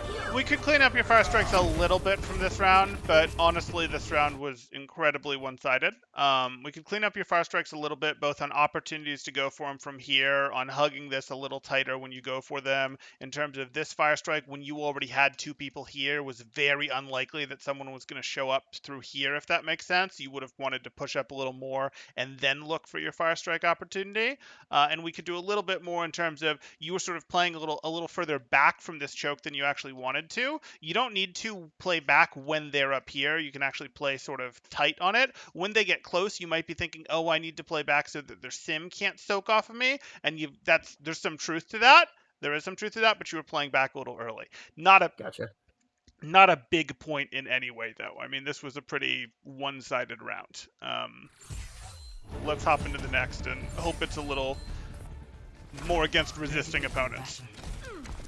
Hello. Imagine the worst possible outcome. Now, Namaste. avoid that. Hello.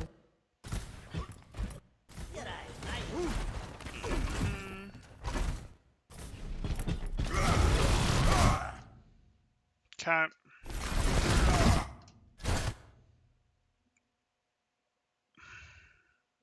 So no. Why don't I like this? Like, It doesn't hit any. I threw it at like a random sim turret instead of trying to get like 40 charge with it. but not only instead of trying, yeah, like I can live with that because your Sigma is shifting for you, so sure you can go for it. But yeah, like we're not gonna send this over here. We're gonna send this at this team if we're going to take advantage of that. You got it. And then we're gonna take a little more space. We are good.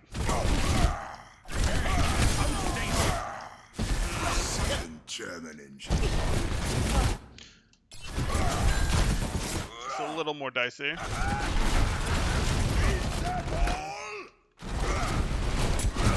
Perfect. Hard shield. Tuck right. Good. No, we don't really want this yet. So, this is good. Fine.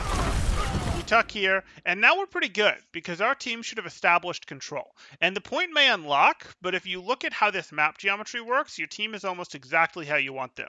You have you set up controlling this choke. You have your Junkrat able to lob nades sort of down the stairs, which is his ideal spot. Your Sim's perhaps a little bit further forward, and your Sigma you might like to drift a little further left. But like this is kind of pretty ideal for you. It's going to be really hard for them to push in either direction. Fair? Yeah, there's just so much like damage potential coming from multiple angles. Right, and even if they do what you're worried about, I think, which is, hey, they'll TP past us onto point, if your team spreads a little better, you're still going to have the concave, because they're all going to TP through to point and end up somewhere, like, here. Like, they could all end up here. But, like, if you have set up properly where my Junkrat is here, my Sim is trying to shoot down this lane, my BAP is trying to play from here now, maybe my Sigma is playing over here, whatever, well, that's still a pretty darn good concave that you're going to have on the 6 people that show up right here, right? Right. Even though they'll be on point. So it's actually really good. We don't have any need to run out like that, to fire strike, to sort of do that.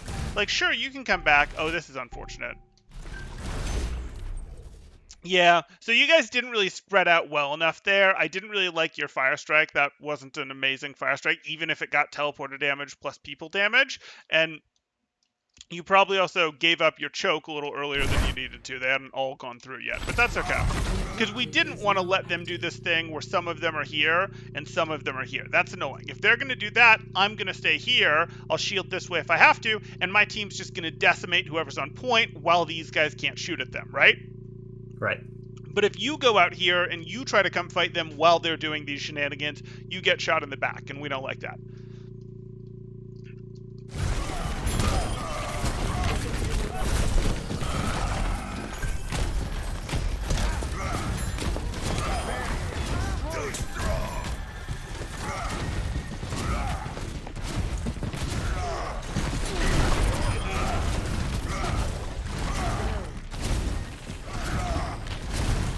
Okay.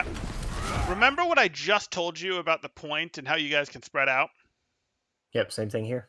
Nope. I don't even want you to do it here. As long as they're on Sim, I don't want you to do it here because them with a Sim and a Lucio can potentially get to point really quickly, and you don't want that to happen and them to set up the concave. They have too much ability to teleport past you guys, and then you'd have to like run at them spread out with the concave, or you'd have to teleport past them. And that's not going to be as good as what we described earlier, where if you're here, your Junkrat is here, your Sim is playing along this sight line, maybe your Sigma's over here, and your BAP is over here. Like, if they all show up there, you go, oh, cool, we're still going to crush you. But if they teleport past you, they're then going to get point, and now they have the choke. Does that make sense? Yeah. So, like, until they swap off the Sim, this isn't really your hold spot. You can do a very, very light tax, but like you need to not get teleported past and you need to not get out rotated, so you don't like hard hold this choke even remotely. You can even not run up here and I'm gonna have zero objection. Yeah. Like they have 6 people, I don't want to be here anymore.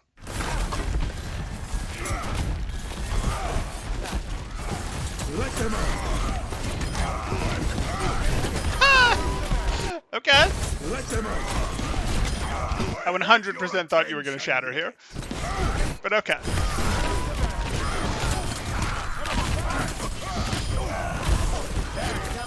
Cool. I think our Lucio got like 3 of the 6 kills there. It's Good. Good. Kind of nuts.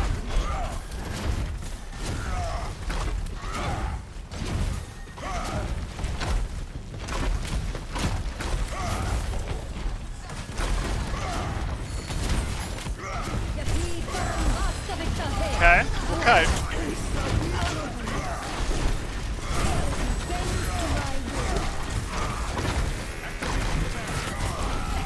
You tried. That's fine.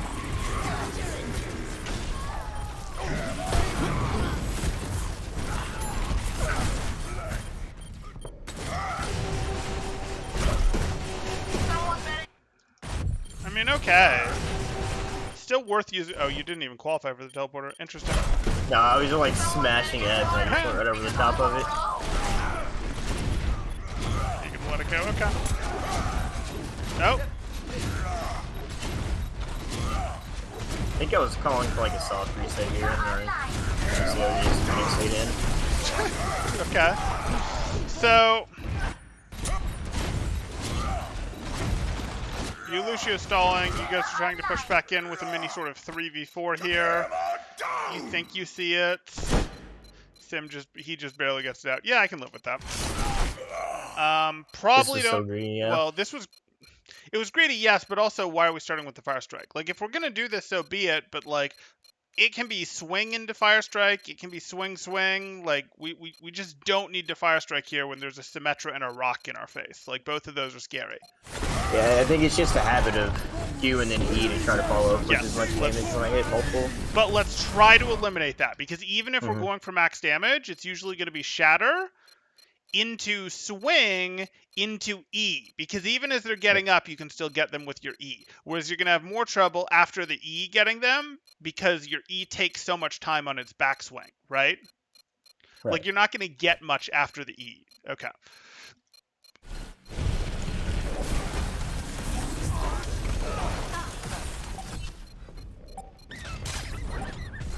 There you go.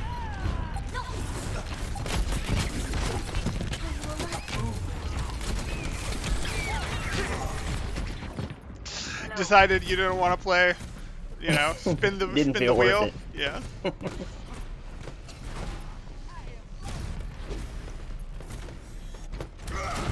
Justice.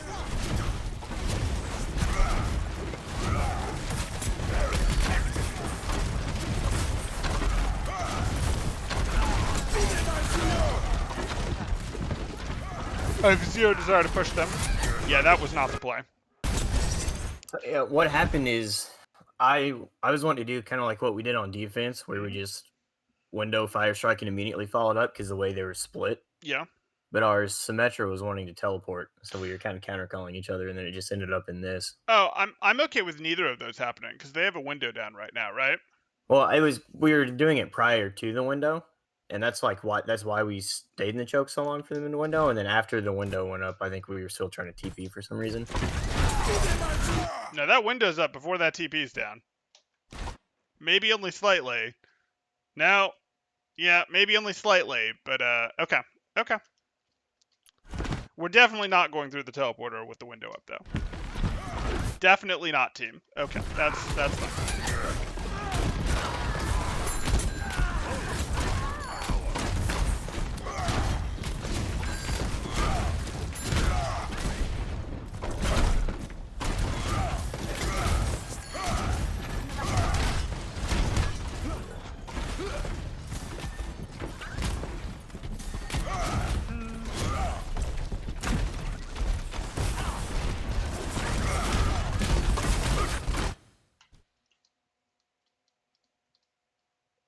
Okay.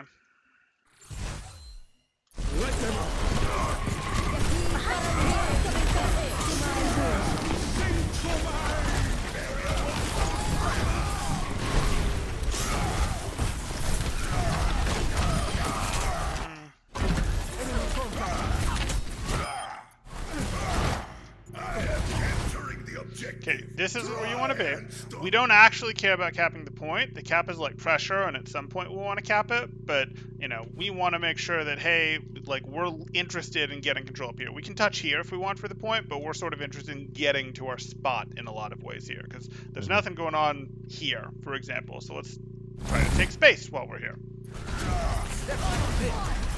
Okay. I don't know why you're feeding their Sigma, but okay.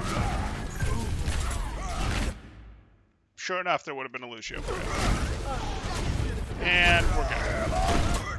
Okay, what do we have? 10 minutes? Let's jump into at least the first fight of this. Yeah, I think Ready. it goes almost 99-0 for them Okay. because we were kind of just learning it, and I had never played the ball in this comp into a Sombra, so I was hard feeding until like 80%. Oh, that'll be fun. The objective. This'll be Yeah. fun, alright. Okay, so you're playing into Talon Dive, you're playing as Chengdu. Okay, got it.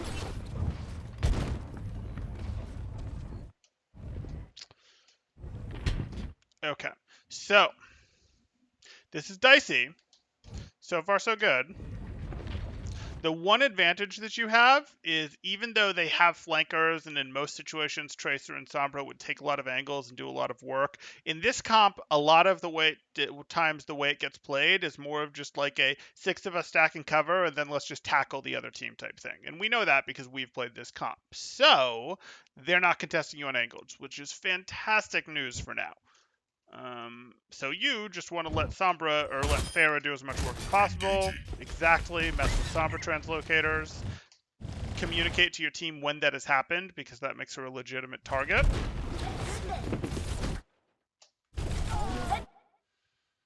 Okay. System. That happens a lot this map. It's fine. I'm a little surprised you even went this way. Like, you're interested in this Lucio when, like, you already got their Moira gone. You already got their translocator gone. Like, yes, she's probably put a new translocator down. She has, sure enough. But, like, I want to kind of hard engage this, right? We already got our elimination. We're perfectly happy engaging them. They're better than us in a brawl, but they're not so much better that they can win without their Moira. Good. Leave again. Yeah, oh boy. So, this is fine. This is perfect. You push up to try to break line of sight on the Sombra, which is exactly what we want. Don't go another step. You're exactly where you want to be. Because you need to be able to back right out immediately after. You follow what I'm saying? Like, you want to break line of sight on her, and then you want to be able to pop back out rather than take a bunch of damage from this D.Va. Because D.Va does more damage as you get closer to her, right? Right. You do about the same damage here versus here versus here. Yeah, you've got some spread, but you do much better damage than her at medium or short medium range than she does. So we would be happy to be like, no, I'm here. And then if I take too much damage, I back again and hope Sombra isn't here. But hope might be the right word. Turns out, yes, she did translocate out. Pharah was on her, but we just wanted to play with a little more consciousness of our cover while we're hacked. You did not have to be in trouble here. Let me repeat that. You did not have to be in like a real lethal threat of danger trouble. You were always going to be in some trouble.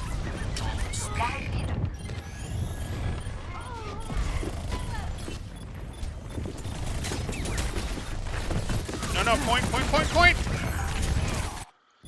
Yeah, I got 2 tunnel vision on targets. Yeah, you did. You gotta understand that even though they have a Sombra, as best you can, it's your job to sort of anchor this point while your Pharah and Tracer get things done. Like your pharmacy is gonna try to get things done. Yeah.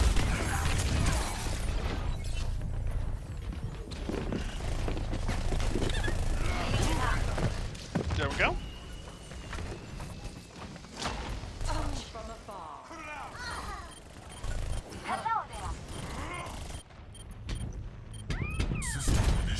You should be at peak performance levels.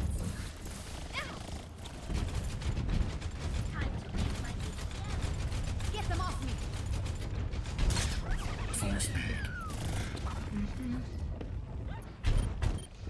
You can pressure. She won't have friends. You saw that teleport. Okay.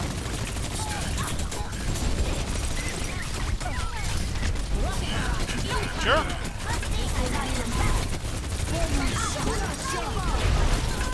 Oh boy.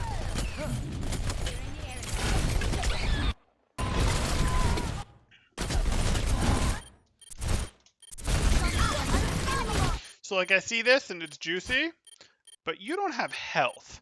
No. And you don't even hit E as you're swinging through here to be like, I would like some health. Like, E? No E. Okay.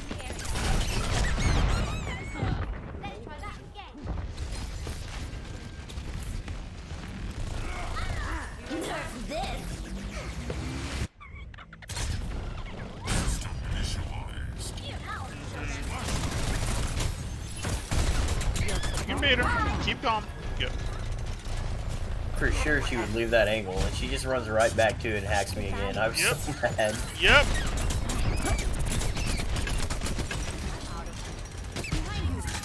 I don't know about this one. Ooh, no. I was hoping to get through the door and beat her to the Mega, and I didn't even think about it at the time that Mega is 100% hacked right now. Yeah, that Mega's 100% hacked. Unfortunately, you see where she went, and it's like, aha, and you're thinking maybe I can beat her, but it's 100% hacked. Like you just can't take this fight. You can go, maybe I'll get this Mega type thing.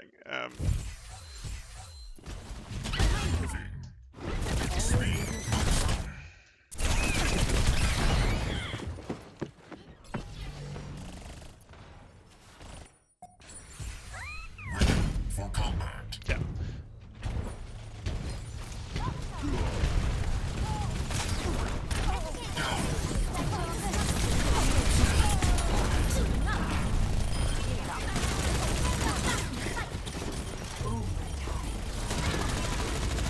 Flip.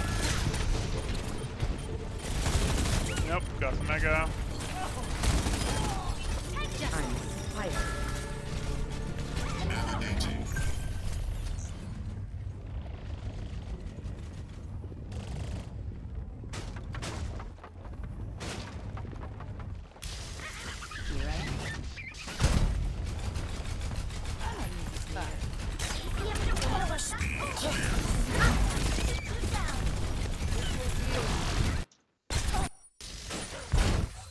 What is your team's win condition?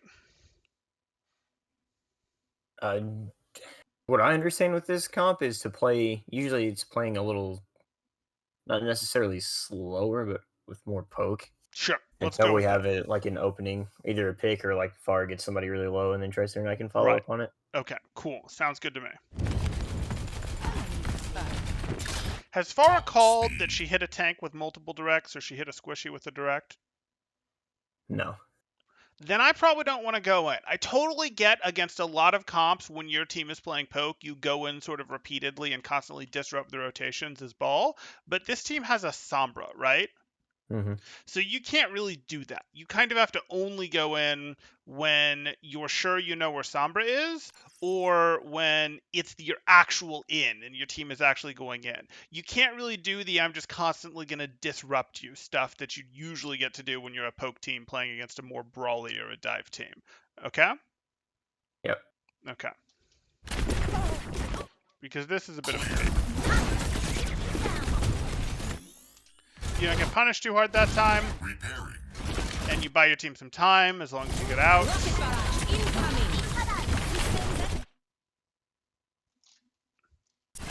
I was trying to keep him from doorway, but I think I knocked him out of barrage. A little bit. Combat. Okay. Sure.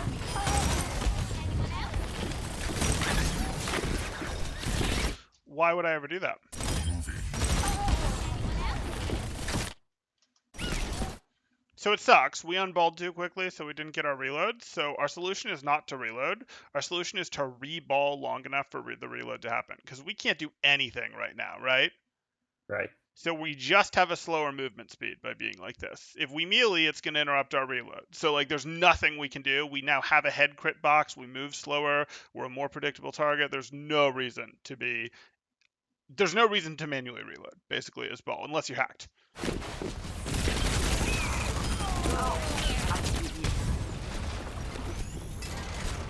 System repaired.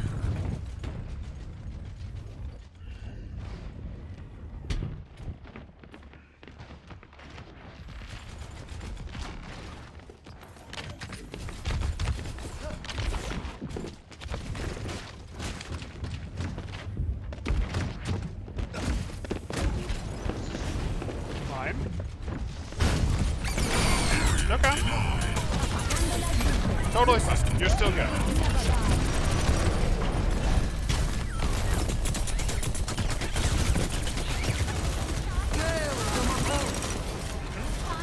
Don't need to reload like that. You can be scouting, you can be rolling, you can be doing all sorts of things. Not sure what you expect to find there.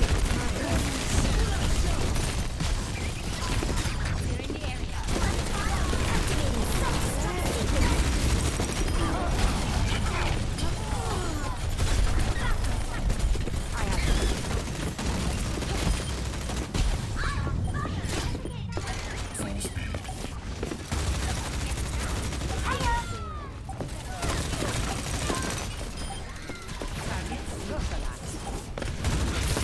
Rocket barrage incoming. I mean, this is just sort of messiness. It doesn't really matter. We're in cleanup.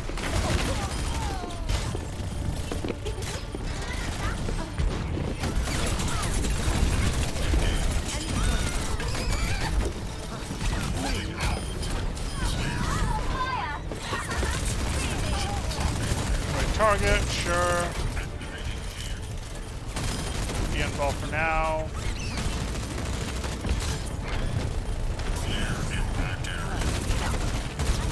Don't need to chase him. Pay attention to the Sombra. Okay. That was not the 99-0 that you thought it was, but that's okay.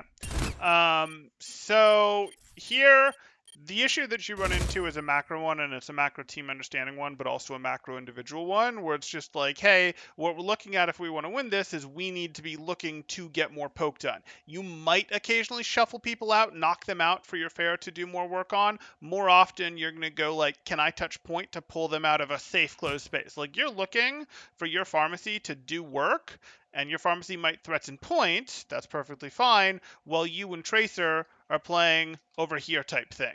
If the opponents are turtling on point. If the opponents are turtling here, you might go threaten point while your pharmacy is sort of using the fact that you're threatening point to shoot at them when they come out type thing. You might go, hey, our pharmacy is going to pressure them hard, and then when they get here, I'm going to hard engage them type thing, because this is sort of our last minute, we have to take the engage type thing. All of that is fine, but it didn't really look like that was happening from a macro standpoint. This just sort of looked brawly, tradey, people go do their one-on-ones. So I think there's just like the macro isn't there for you guys yet. You, from a macro standpoint, have to understand you don't get to do a ton of engages against this team. You get to do one big hard engage, and then you get to persist in the cleanup fight, etc. Other than that, you're going, hey, let me take control of something, and I probably need to take control of something with Tracer. Like I probably need Tracer with me, because if I get caught alone by some combination of by Sombra or by Tracer, you're just doomed, right? Yeah. So you need to buddy up more tightly with your Tracer, and if you guys are going to control this angle, fine. If you guys are going to control Dojo instead, fine. But I want you guys to do a little bit more buddy system there, since you're running the Tracer. If you weren't running the Tracer, your life just sucks, and you need to guess where they are and keep adjusting to try to control the flank route that they are not controlling. But that's not always possible because they'll control multiple. But that's sort of how that works. Do you have questions on that? Like, we're not going super into your micro because on this one, you're still at a macro level. Obviously, don't swing into 3-4 enemies with 200 health. We can get micro there if we want, but yeah. Any questions? So with us running this comp, and if they're not running a Sombra, will I still look to do like the usual, just constant engages, like mini engages to disrupt their rotations? Yes. As long Okay. as your poke is stronger than theirs, yes.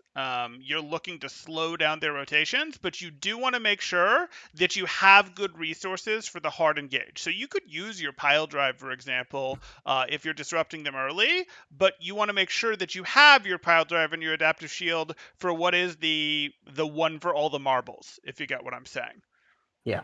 So you're mostly doing tether roll through work. And you don't have to knock their whole team back. Knocking their team back can be fine, but knocking their team to create a little bit of separation, hitting a pile drive to knock a couple, but not all of them up, that sort of thing to open up more possibilities. But again, we're also going to coordinate more tightly with our Tracer because if we pile drive someone up, Tracer can one clip them pretty easily, right?